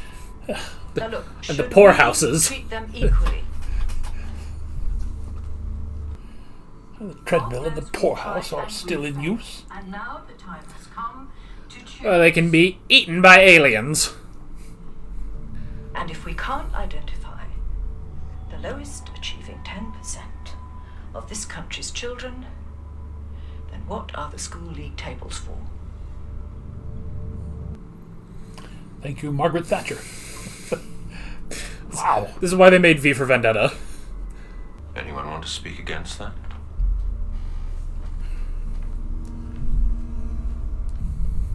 The alternative is unit. John, you have your criteria. We've selected the 10%. Now you get to do that, Johnny boy. There really is an innate tragedy to John Frobisher. It's... We've got enough evidence recorded here. Right, everyone know what they're doing? What if I can't get Lewis to agree to this, Jack? She hasn't let us down yet. Reese, okay? Let's go bring down the government and the aliens. What exactly are they hiding? London remains gridlocked in the city centre. Well, that's just London. That just happens every day. It'll take a hell of a lot of organisation. We'll have to stand the police down and put the army in their place. We barely have time to talk. We need to get this thing moving. Then, should we reconvene? Yeah, be a little bit more pushy than that. And everything that's been said around this table, every single word spoken by every single one of you, will be made public. Unless you do exactly what Torchwood says. Good job, Lois.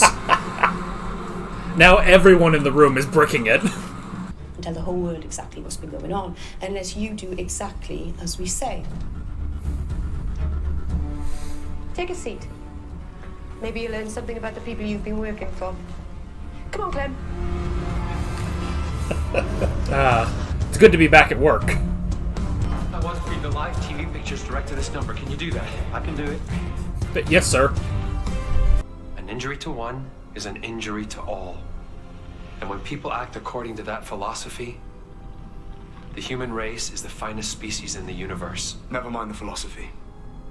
What he's saying is, you're not getting one solitary single child. The deal is off. I like the philosophy. I gathered. You yielded in the past. The building's designed to withstand chemical and biological attack. Nothing or no one can get in or out. Happy now. But it can be hacked.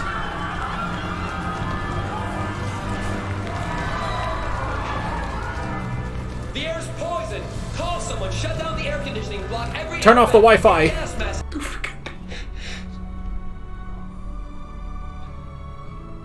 Never could.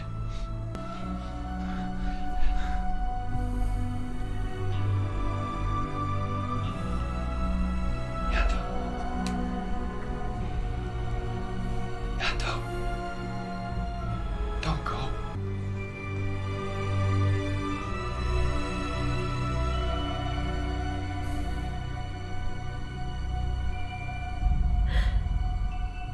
There's nothing we can do.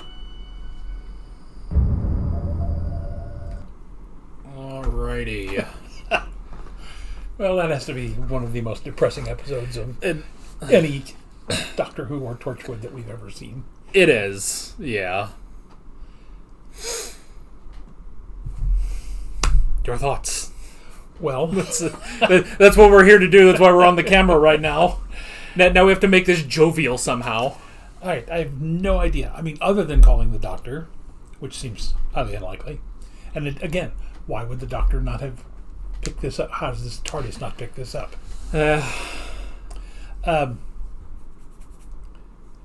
In the past,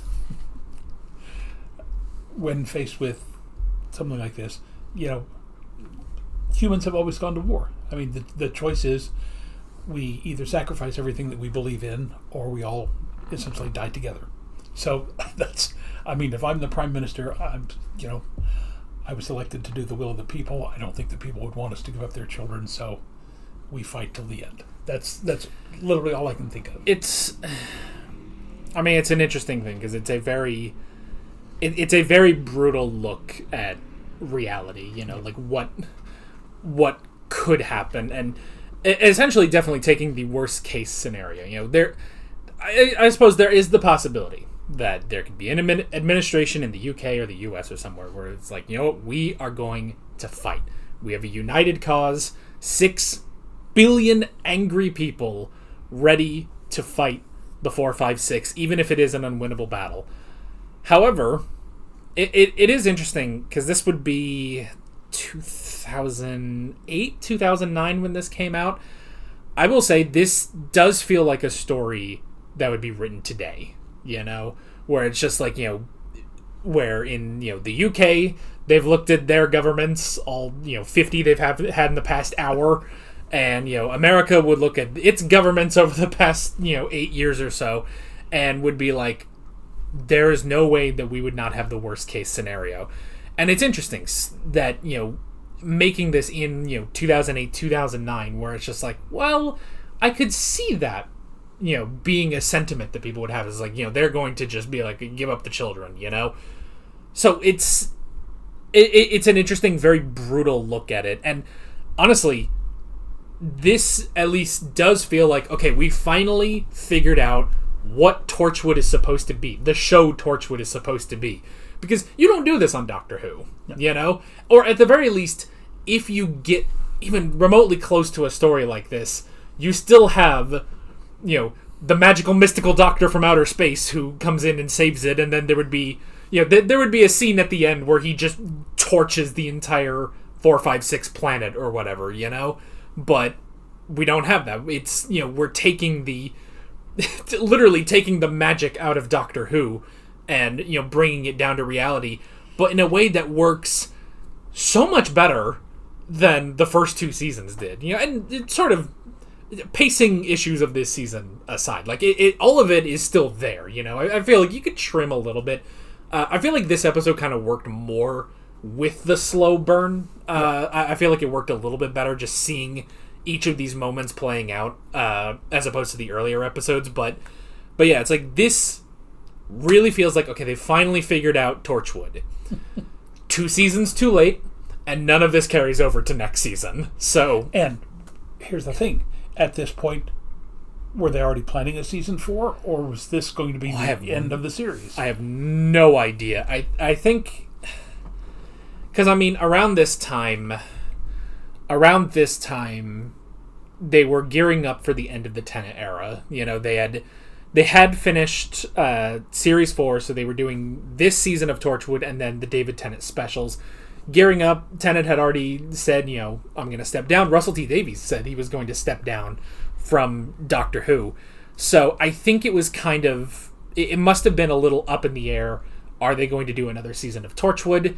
And they did, but, and you know, as I said, I don't even remember where I said it, but you know, it's co-produced by Starz, and so they kind of had to outsource, you know, producing another season of Torchwood.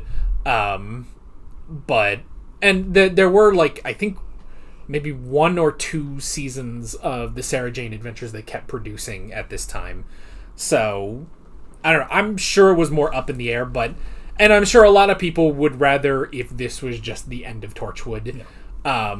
But yeah, so I have no idea if they were thinking about it, but it really is just like, you know, I mean, this whole season is a friggin' tragedy of man, but in like a good way. Like, it's obviously that's intentional, but it really is like, it's almost a tragedy that it's like, oh, why wasn't the rest of the show like this? You know, why is it just confined to these 5 episodes? Yeah. Now, again, they have all the recordings, and again, if you want to galvanize the world, you release recordings saying this is what the British government and likely every government on the planet was ready to do to your children. I mean, so yes, it's a hopeless fight, but we have to do it. And if nothing else, you can tell the 456, we will end up wasting this planet. I mean, we'll blow the planet up before we'll give it to you. You know, we've got enough nukes to fry this entire planet, and probably you with it. I mean, that is the thing, though, is that, you know, because the 456 have already said that, well, if you don't give us the children, then we will destroy the entire species and go somewhere else. And it's interesting because, you know, I thought they were actually going to get into the reason why they want the children. You know, they show that they have the children still hooked up to these machines, eternally, you know, they are still children after all these years, after 44 years, but they haven't gotten to the reason why. Why do they have the children? And it is interesting, and we'll get to that in the next episode, obviously. But I mean, it's definitely a thing of like, because now at this point, with Jack essentially failing at the end there, you know, the way they say it is like, well, we either go to war with an alien race that we know we can't beat, and thus it'll destroy this entire planet, or we have to go to war with our own people, because it's like Torchwood, Reese can send all of that, and everyone will know, but the government at this point, they have no choice. It's like, it's either that or extinction, and so they're going with that, even though they know they're going to have to fight, you know, parents tooth and nail in order to take 35 million children from this planet and send them to the 456. So it's essentially, they're all it is sort of a, you know, if I'm going down, I'm taking you with me, and yeah, it's all of it is just not good, you know. And they've essentially lost the spin that the one guy was saying. Is like, well, maybe we can spin this into something, you know, good, some sort of a positive story of like, well, you know, a decrease in the population will help us out in the long run. But now all of that is out the window. It's just, we have to make a terrible choice, and everyone is going to know it, and it's going to, you know, if we all make it through this, it is going to end with a, you know, a noose around our necks, essentially. Yeah. So yeah, it is rough. And again, though, it's just everything, aside from maybe some of the pacing, it's like everything is there in this season. Because I especially like, too, Frobisher, just the tragedy that he is, that it's just like, here is a guy, you know, what he says to his wife on the phone, you know, it's just like, you know, it's like, oh, well, are you doing anything dangerous? Like, no, they just, you know, they need me to push the papers around. That's all he's supposed to be doing. And he is at the forefront negotiating with these vomiting crabs in a tank, you know, having to do this. He's now in charge of rounding up, 325,000 children from the UK and delivering them. He is still at the forefront of all of this. And he really shouldn't be. It's like, it's just supposed to be this, you know, layer, essentially, to insulate the British government. And luckily for someone, Torchwood has basically gotten rid of that layer and shown, especially was it Denise next to the Prime Minister, the vile, horrible things she was saying in that meeting. Yeah. Like, I will at least give the Prime Minister the little bit of credit that he just agreed to things. Like, he was not bringing up those terrible things that she was bringing up of the failing schools and everything, the prisons and the poorhouses. It's like, someone needs to be visited by the ghost tonight. It's terrible. Yeah. You were talking about the pacing. The pacing in this may have been slow, but there was still an urgency, whereas in at least 2 of the previous episodes, like you said, it felt padded that they were trying to stretch this out to 5 episodes. I mean, it really feels like they had to bring them all to, like, you know, 50 minutes or something. And whereas that works here, this episode I feel like really worked, but like the second and third episode of, like, you know, Torchwood on the run, trying to break out Jack, you know, coming back from the explosion and being put in the cement, and then episode 3 of, like, starting to, you know, get in on some of that stuff of, you know, setting up Lois and putting her in the cabinet meetings and everything. It's like all of that. It's like, if you could have just trimmed off 5 to 10 minutes from each of those episodes, it still would have worked. Yeah. It's like everything is still there. You just, those 2 episodes in particular, you just need to trim a little bit of the fat on them.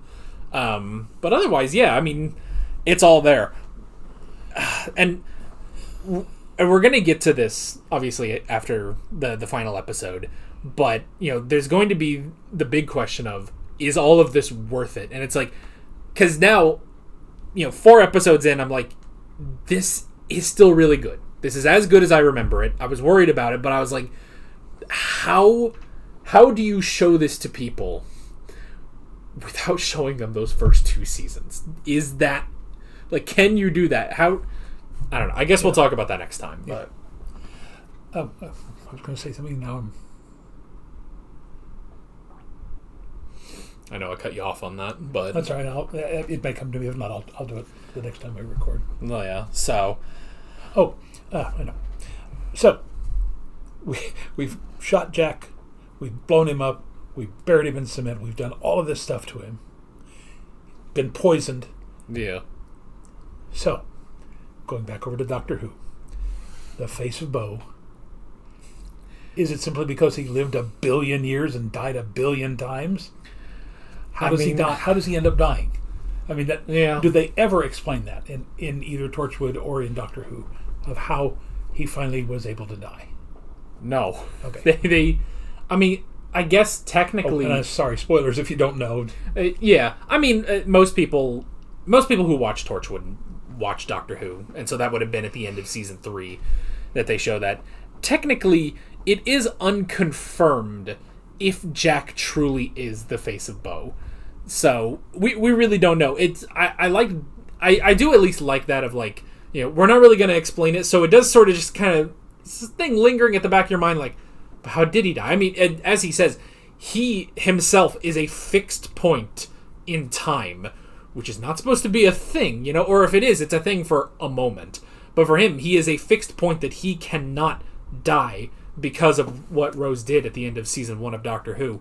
So it's like, yeah, how could he possibly turn into a giant face and then die? So it's, I don't know, but now, you know, season 2 was the death of Tosh and Owen, and now season 3 is the death of Yanto.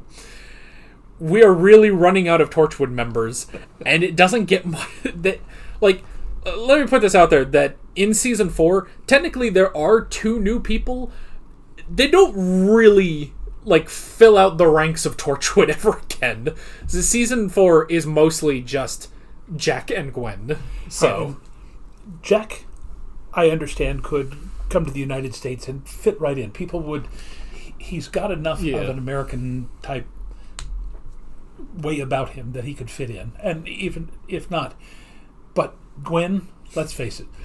Yeah. Gwen is about as Welsh as they come. Yeah. And I don't see how... unless the actress is also capable of getting rid of that accent, because she's going to stand out like a sore thumb anywhere in America. Yeah. Yeah, I mean, basically, it's... season 4 is like a fever dream. It's, honestly, it's goofy and kind of fun. We're going to take a break after this. We're going to do the Sarah Jane Adventures after this season. But maybe someday we could watch Torchwood season 4, because it is something. It's not good, but it's not bad. Like, it's not like the first 2 seasons where it's just like, why are we watching this? It's just goofy and silly enough that it's just like, well, it's a fun time at least. Yeah. But it's not this. It's not, which I think is one of the biggest things is people, when they started watching season 4, they were just like, what are we doing here? Like, what? This is so weird. Why isn't it as good as Children of Earth is? So, but yeah, but that's... I got one more really random thought, because it go ahead. Sprung up when I was talking about Gwen's Welsh accent. Of all things, earlier today, I was thinking about one of my favorite films, Zulu, with Michael Caine and Jack Hawkins and I can't remember the other guy's name.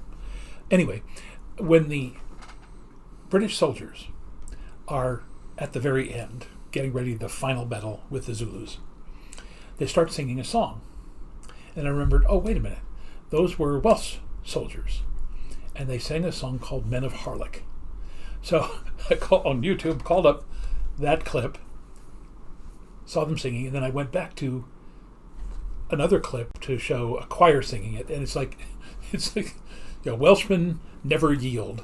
And I'm thinking somehow this is connected. That's part of the Welsh personality, is that even in the face of impossible, overwhelming odds, the Welshmen never yield. Well, that's the problem, is we're dealing with the government in London. Yeah.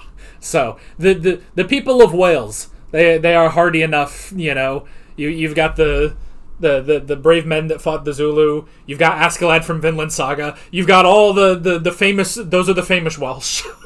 That's all we can account for. And Gwen Cooper. That's all we got. All right. You want to talk about a very obscure reference? I've actually played a Welshman, although I didn't have an accent, in Shakespeare's Tragedy of King Richard II. There's an army that rises up against the king, and the king, if I recall correctly, tries to recruit the Welsh. And there's one brief little scene between one of the English dukes and a Welsh captain. And I played the Welsh captain. I was actually the assistant director. This was a college show, and I was getting my directing credit. And they needed literally a warm body. So had like maybe 15 lines, and he comes on and he says to the Englishman, the stars are not aligned, the portents are bad, bad moon rising, all that sort of, and he says, the Welshmen do not believe the king can survive this, so we can no longer support you, and I'm sorry to have to say that, but we're out. And he goes off. Because I was more into the directing part than the acting part at that point, the joke was in my theater department that I never really learned those 15 lines, but I gained a reputation for being able to ad-lib in iambic pentameter. Oh. That literally everything I said on each performance, there were 9 performances, everything I said got the point across, and it sounded like it was Shakespeare, but I was going because I never took the time to really learn my lines. Well, yeah. So, and in a Welsh accent, I assume. Well, no, again, at this point, I had a kind of a, I don't want to say Northern English type of accent, because at that point I had no idea, and I don't think anybody on staff there knew how to do a Welsh accent, and of course there was nothing like today with YouTube. I could have gone on and seen what the lines were like, but yeah. So, no, there was no Welsh accent, but I mean, it was that my only encounter in theater with the Welsh country dialect, not dialect, but anyway, so sorry about that. So, but yeah, what we're essentially saying is the Welsh, they're pretty cool. They will always fight. The British, they will turn tail and run at a moment's notice, apparently. So, but the British, they're at Isandlwana. Again, earlier that week, is 4 or 5 days earlier, 1,500 British troops were wiped out by the Zulu, and then 125 Welsh and British soldiers building a bridge at Isandlwana, if I recall correctly. Rorke's Drift is where they're building the bridge. 125 men managed to hold off 4,000 Zulu warriors for 2 or 3 days, if I recall correctly. And it was the most Victoria Crosses ever awarded for a single British event. So, if you've never seen the film, Stanley Baker, Michael Caine, Stanley Baker, Jack Hawkins, brilliant film. You gotta go watch it. Oh yeah. So, well, I guess that's pretty much it. We got one more episode to go. All right, and we will get to that right now. And we're not going to do an awkward transition. Just cut, go, and okay.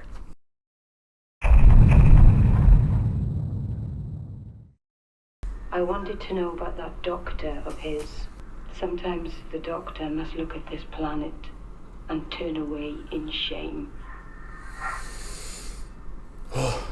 I'm recording this in You have case no anyone idea. else finds it, so you can see. We're entering Tam's house right now.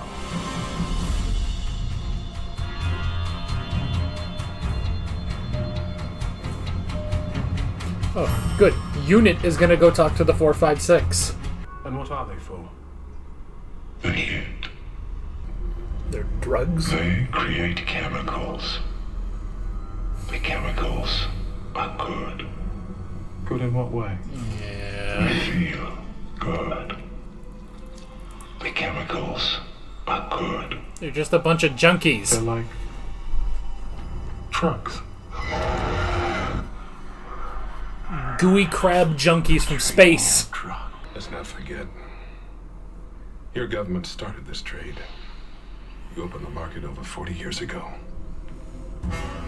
Yeah, nobody's hands are clean here, though. Are the troops... The inoculation program will begin at midday, and the World Health Organization has issued a statement guaranteeing the safety and beneficial effects of the treatments. Critics are... This is why you don't trust the government. You don't get their stupid inoculations, then, you know? You never know what they could be giving you. Oh yeah, Torchwood. Hello? Yeah, I'm here. I'm bloody freezing. Poor Reese. Stephen, come on, babe. I want to see. No, darling, this is for grown-ups. Suzanne, get him a Coke or something. Get him hopped up on sugar. Your children will then be taken to one of the designated rendezvous points, and they'll become part of the process. I can't do it, I won't! You can't make me! In which case, your children will be taken without you. But you've seen what they do to them! They're just girls, sir! They're just girls! They're not... They're not like... I'm sorry, John. I'm really very sorry.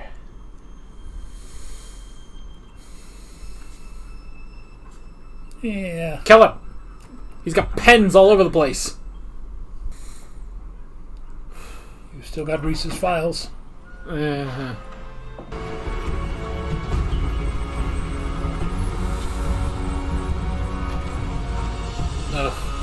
I've never missed whales so much in my life. I'm sorry, Gam. I am the police. Right now, Andy, I need you to drive this car. And if I told you... What? Oh, come on then, what?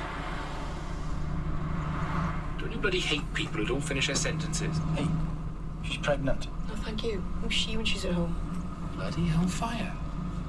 Who's the father? Oh, I'm slapping you, yeah.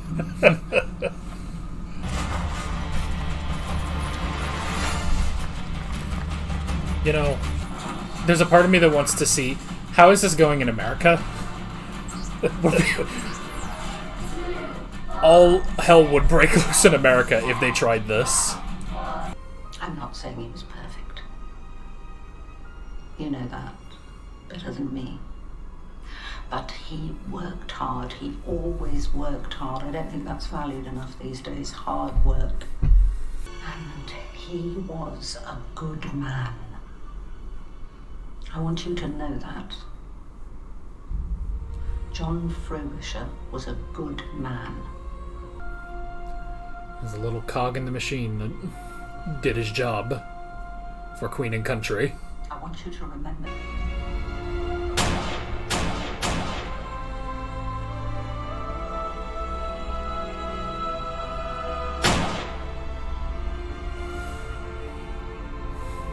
Now, I think I should get back to work.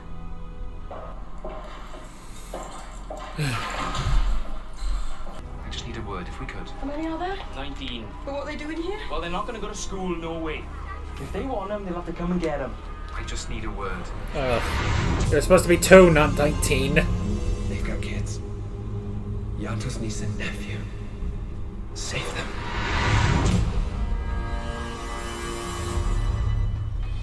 Right, crack out the guns.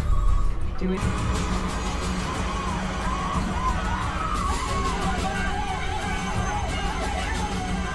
That's probably traumatized a lot of people when they were watching this. I mean, aside from the fact of what Frobisher did. The one comfort is that no children are watching Torchwood. It's okay, let it off.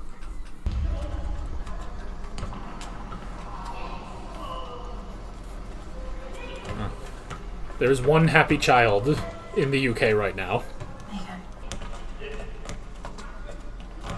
He'll be fine. The nice kids are safe. Well, who said they were nice? Santa Claus?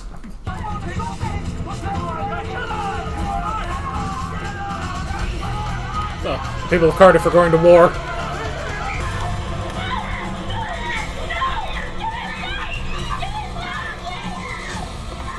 Keep the vest on, Andy. I've analysed those transmissions for 40 years and never broken. Right, anyway. What do you think, Captain? And finally, resources. Give me a... There's nothing on there. It's useless. We've got technology way beyond you. We hacked into Torchwood years ago, you idiot. There's nothing. Bring him over here. You hacked into what Torchwood wanted you to hack into. Getting rid of it. No, of course I did. Okay.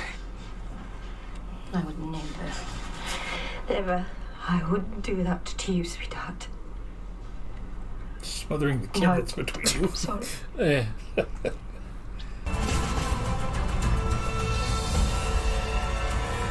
That's an interesting call for Analyze extras. the wavelength. Just copy it. Turn it into a constructive wave. But we've got no way of transmitting. Of course you have. Shut up. Same way as them. No, Dad. No, tell them no.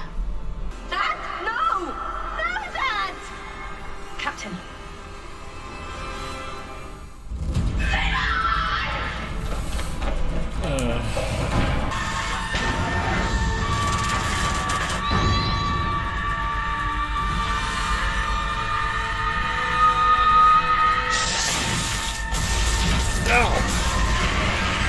Colonel, what happened? Colonel! It exploded. The 456 is gone.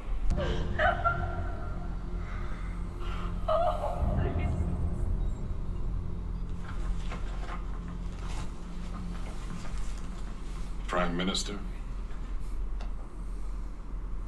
Yeah, I think that salute needs to go into a middle finger. But everything that happened in this room has been recorded, sir. All waiting to be made public by me. You wouldn't dare. I can have you arrested. I don't think so. Thank you, Bridget. You're free to go. And Miss Habiba will be released. I'll see to it myself. She's saving her skin by throwing him under the bus. I think I'll be taking charge of very many things in the days to come. You feel lucky, punk?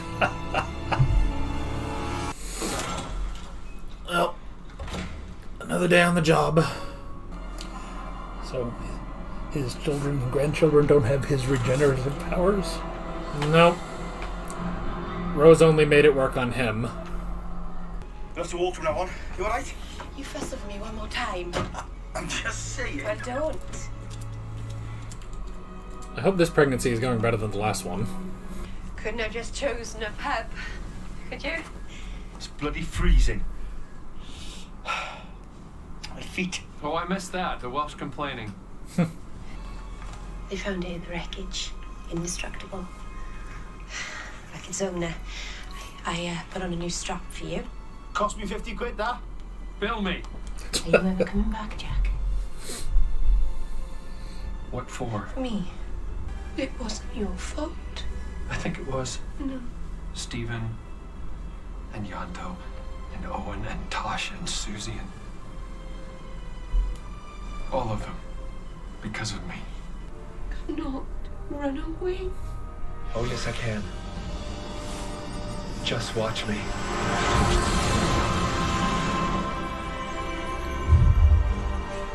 Let's go home, yeah? Yeah.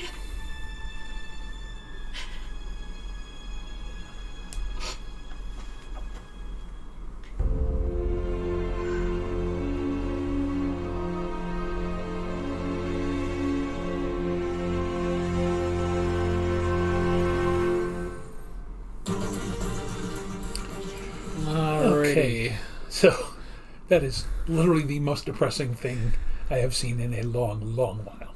That is what most people consider the end of Torchwood. Okay, so the thing that's left hanging, though, is 6 months later, Jack goes off, leaving the world behind. But look at the world he's leaving behind. I mean, that everything that they did was so incredibly messed up that life does not return to normal. not in the UK, not in America, not in India, not in Russia, not anywhere in the world, because all of those governments were willing to give up 10% of their children in order to save the planet, which may seem like a very altruistic thing to do. You're losing a couple of 100,000 to save billions, but it's wrong. And they don't deal with any of that there. They don't say everybody forgave everybody. They don't say there was a revolution around the world. That, as not just as a viewer, that as a writer bothers me. What the hell happened? I mean, okay, the thing with this season, and I've been formulating this thought for 5 episodes now. I think this really would have worked. I mean, I'll say, this is a good season. Definitely a good season. I think this really would have worked as a book, but not a Torchwood book. Because I feel like that can work where it's like you kind of leave it open of like, well, what happened to these governments? All these things, were put out there. I mean, even if they didn't send the stuff that Lois was recording, like, all of that, like, people know what happened. Yeah. People know everything. They fought back against it, and they, all of these governments, there's going to be a change in administration across the globe, So yeah, I think in a book that could have worked, just sort of an open, if this was just one contained story. The fact that this is Torchwood, it's already had 2 seasons. Technically, yes, it does have a 4th season after, even if people, drink to forget that season. And obviously, what ramifications this should have on Doctor Who. Shouldn't at some point, Amy or Rory be like, hey, so there's this thing with children. Why weren't you there for that? And the Doctor goes, what are you talking about? What do you mean something happened with the children? So, but it... And again, they addressed that when she recorded that thing and said, where is the Doctor? And if it's never addressed in Doctor Who, and it's not addressed in season 4, then that's literally the worst left hanging Chad, as it were, in the entire series. So, I think, the ironic thing is we just watched The Doctor's Wife. We just rewatched that, and we had the TARDIS saying to the Doctor, I always take you where you need to go. I think the explanation, I guess if you were to ask Russell T Davies, why doesn't the Doctor show up in Children of Earth? I think the answer will be because the Doctor couldn't sacrifice Stephen. That they would have found that answer, and that would have been the only way to defeat the 456 was to sacrifice a child, and the Doctor could not do it. Thus, the TARDIS does not bring him to this point in time because he can't do it. Yeah. There was The Beast Below, the second episode with Amy, where he's like, well, I either have to free the star whale and it shakes off all the humans and kills all of them, or I have to as painlessly as I can kill this sentient creature. And then he says, and then I have to find a new name because I will not be the Doctor at that point. And I think that would be the explanation as to, why isn't the Doctor here? Now there's also the question, could the Doctor not have found literally anything else to do that, to deal with the 456? But I think that is the general answer. That doesn't help with the whole government's issue, but yeah, it is something. It is depressing. So, and the lady at the end, not Bridget, but the other one who was in the room when Bridget told the Prime Minister off. Denise, who is on all of the recordings that Lois did, saying the worst possible stuff. Yeah, I mean, she was the one who said, hey, we're going to get rid of the less desirables. Yeah. And all right, up until that point, it's a very depressing story. Yeah. And yes, it does have a message. Sometimes you have to do very terrible things in order to save the world, literally. Yeah. World War II is a prime example. But yeah. I mean, if you want to talk about Hiroshima and Nagasaki, But this, as a television event, as something that people are watching based on the fact that we watched the first 2 seasons, this is not the way to end it. I mean, it's essentially the cleanup after the climax. Essentially, is that everything works until that point of just like, so what happens to all those governments? But I guess it's just a thing of I don't know. I guess it's a thing of they don't care enough to say that, because I guess, at that point that doesn't impact the Torchwood team, as few of them as there are left. Torchwood is essentially disbanded now. They're completely gone. So I guess it's just something of, it's not, to the writers, it's not important enough to see what happens to these governments. But everything there of the climax and how everything gets resolved does still work. So it's just that one last little thing that they don't address. So, I guess, here's what you've been waiting for, what everyone has been waiting for, what the title of this video, because I've already figured out what I'm titling the video, is the big question: was this season worth it? You sat through, a reminder, 26 episodes of the first 2 seasons. Was it worth it to sit through those 26 episodes to watch these 5? What do you think? It doesn't make sense to me. Again, as an audience and as a writer, I don't get it. It what they did the first 2 seasons does not end in this. Yeah, now I will say, it is still good. I was worried before we watched this season. I was like, okay, was this actually good, or was this dark for dark's sake? And I will say, there's a lot here. There's a lot here, and a lot of it really does work. But sitting through those 26 episodes to get to here, to what is, you're right, it's good, but even, by the end of it, it's just like, okay, and what happened? Jack left. That's what happened. It's like, oh, okay, then, well, I guess they just, V for Vendetta happened off screen between those 6 months, so. And, okay, now, again, I'm just speculating here. To me, though, in the way they set it up, there was a built-in answer. All right? You need a child in order to get the frequency to essentially build back up on them. Well, inside the enclosure with the 456, there was at least a child. There was that one. I suppose I guess it's just that it didn't work unless you had the child there with the technology that they had. So it is a little hand wavy of just like, oh yeah, Johnson just has all the necessary tech that Jack needed. She got that in like 2 hours.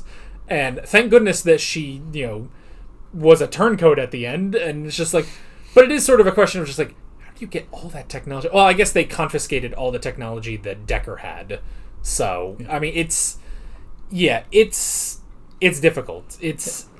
But, I mean, again, Jack would still feel awful because it was his mistake in the first place, giving them the first group.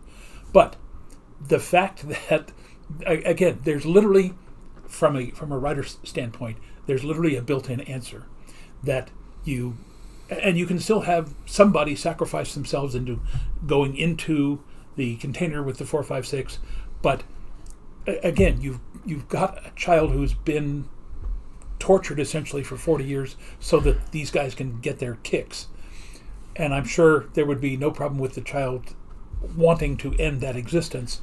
So, I mean, it's just, I think having to make Jack make that awful sacrifice doesn't make sense, because he's already lost Yanto, he's already lost Owen and Tosh and Susie. It just, I don't get it. I don't get it. I mean, I think the problem with that is that it's just too clean to have it be the child that they already have. Well, you're still going to have Reese or somebody, what's her name, Bridget, release that information. So, I mean, there's still going to be a cleanup. But and I hate to say, I like a tidy ending, and this isn't tidy. It's not that it's not tidy; it's that it doesn't resolve the problem. Yeah. I mean, okay, so here's also something that I've been thinking about as we've been watching this season. I'm going to say the weakest part of this season of Torchwood was Torchwood.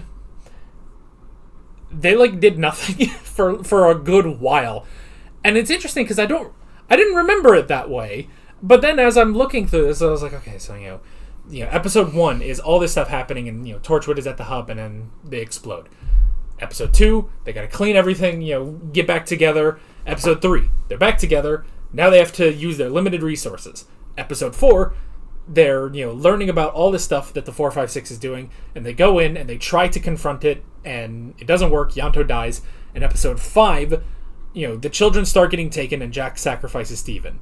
That is all of one thing that Torchwood did successfully throughout the entire season. And now I'm kind of looking at it, it's like, okay, all the story beats with the government, with Mr. Green and John Frobisher and all this stuff, and Unit going in, and the American general going in.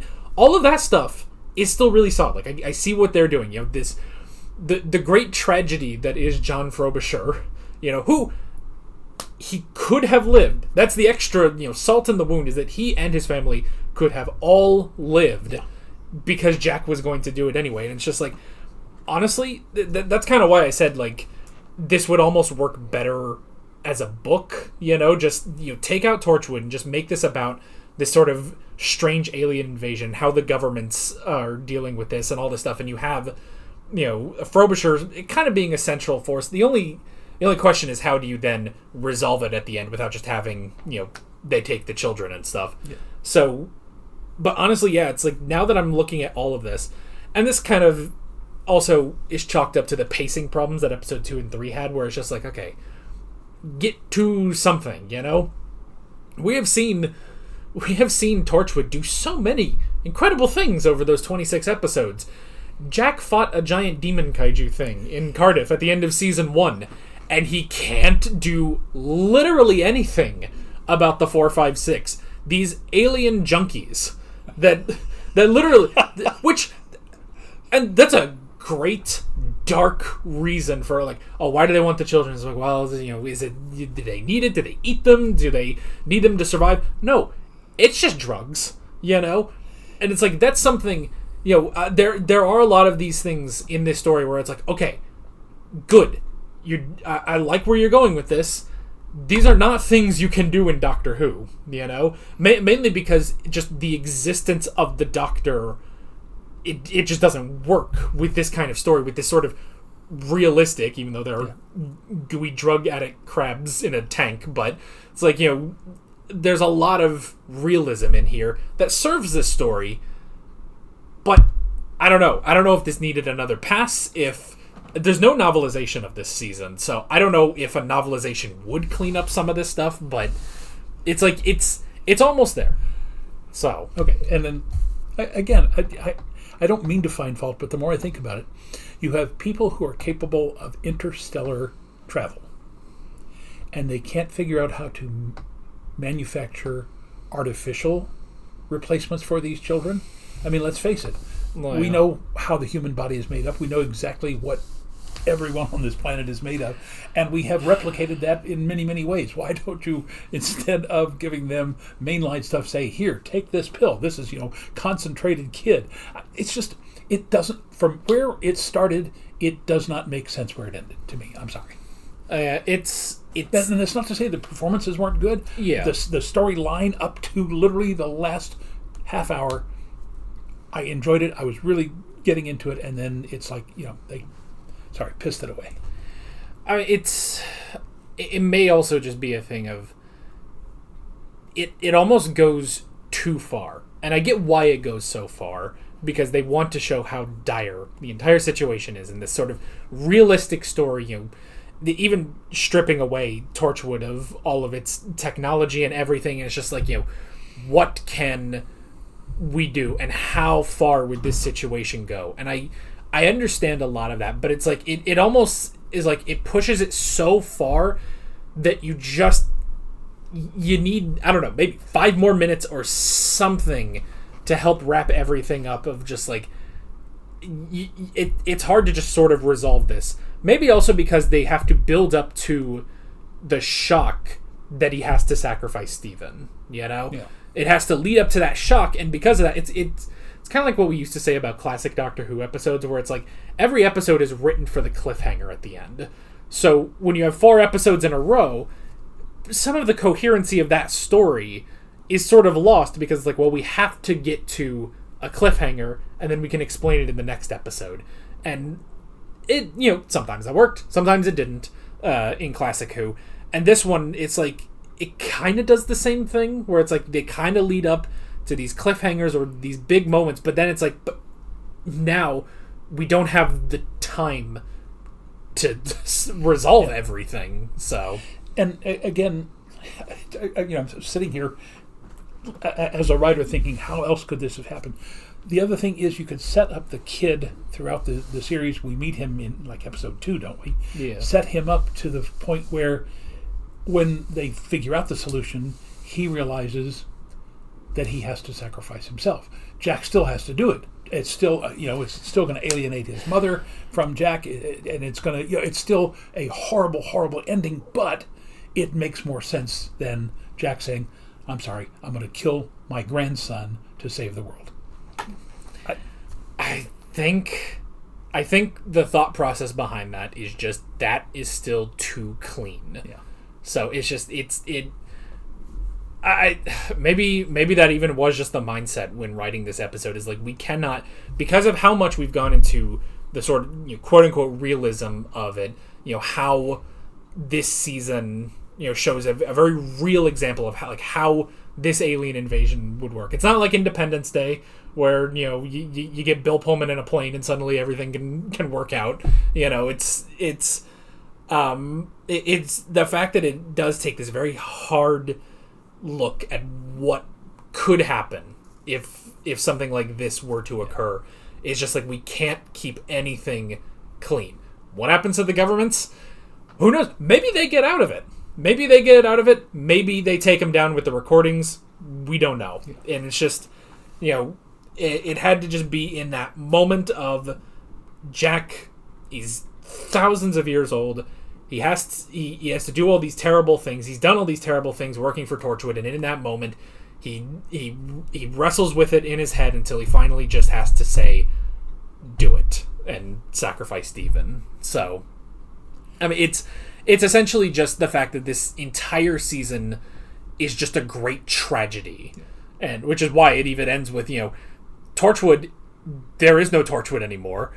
I hope Gwen gets a pension from the Crown because she's not working anymore, and Jack's gone, and Yanto and Owen and Tosh are all dead. So it's just kind of everything just sort of ends. Yeah, that's just kind of where this season is. I'm reminded. I don't know if you and your brother watched this with your mom and me.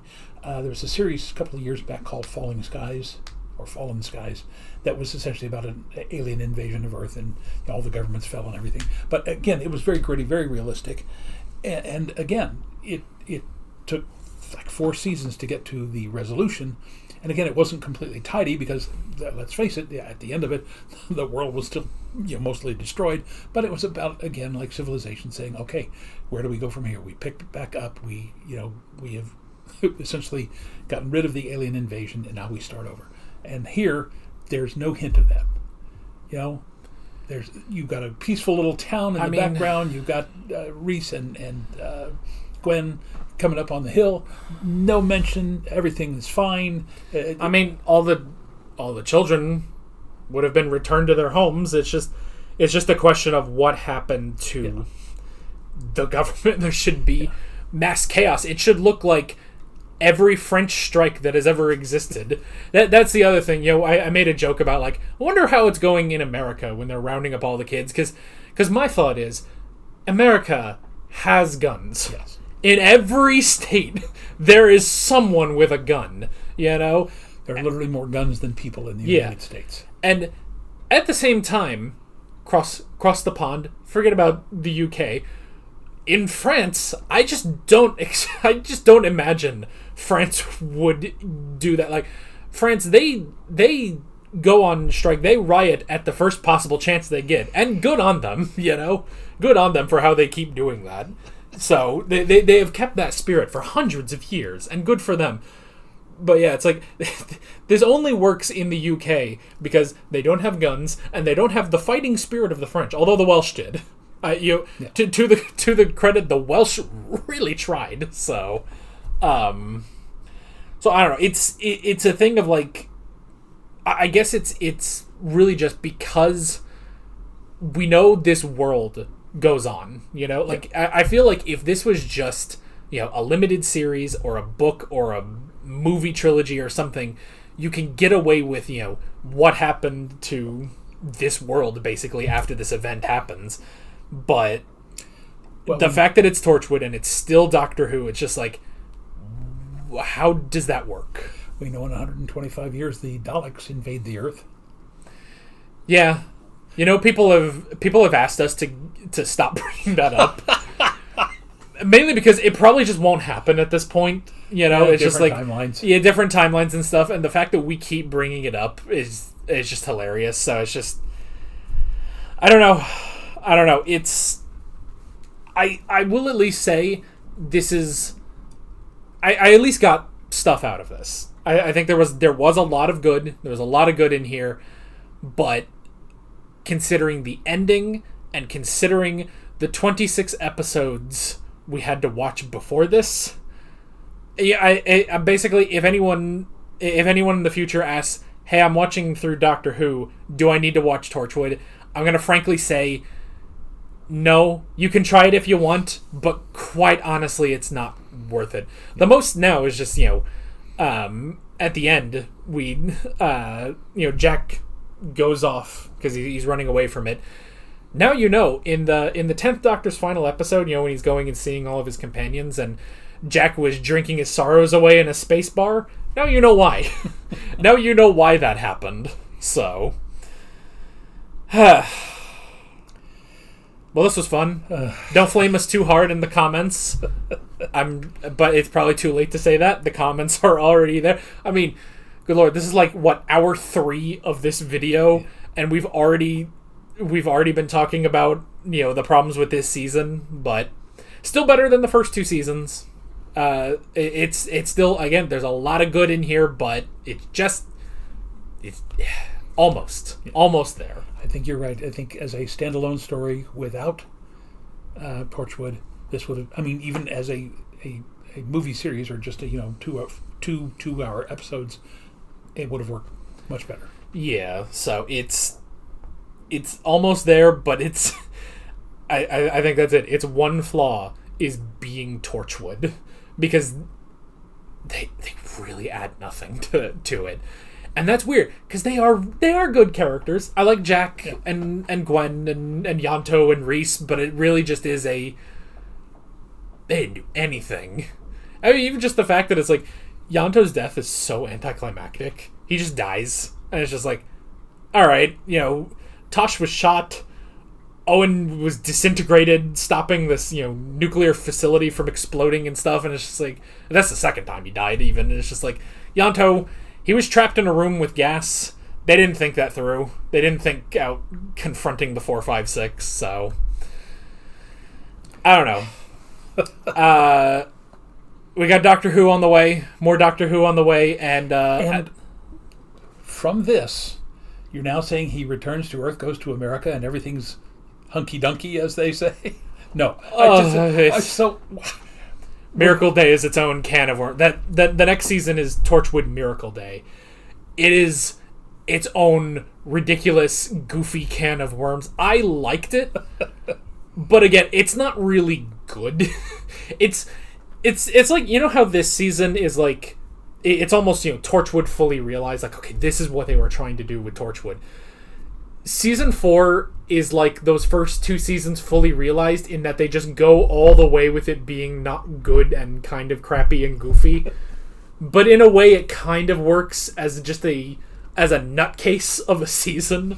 Now, did they know they were going to do a season 4 after this? I don't know. I have no idea if they thought they were going to do another season, because I mean they're down to 2 people, of the team. So I don't know. And Lois never comes back, so I can say that much. But yeah.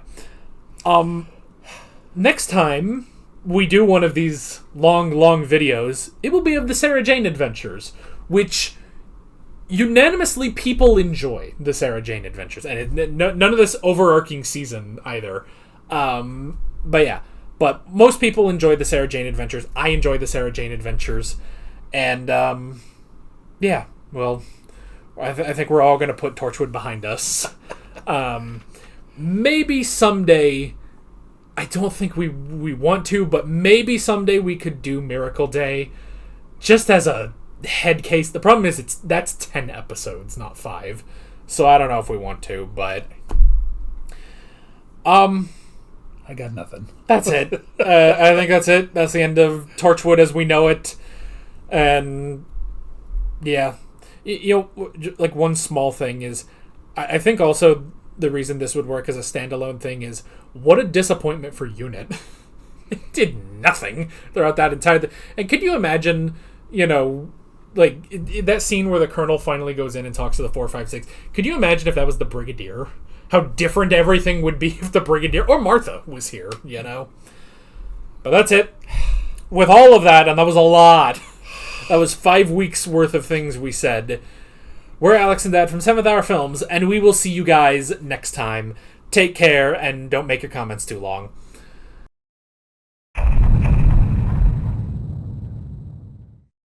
Alright guys, thank you for watching, and thank you for getting to the end of this. I'm sure you're pissed. There's a lot of links on screen if you want to go click around any of those. There's a playlist for all of our Torchwood reactions if you want to subject yourself to those, or my Torchwood reactions, as well as every Doctor Who video that's on the channel. There's also a subscribe button and a Patreon button on screen, as well as other links in the description if you want to go check out any of those. See you guys later.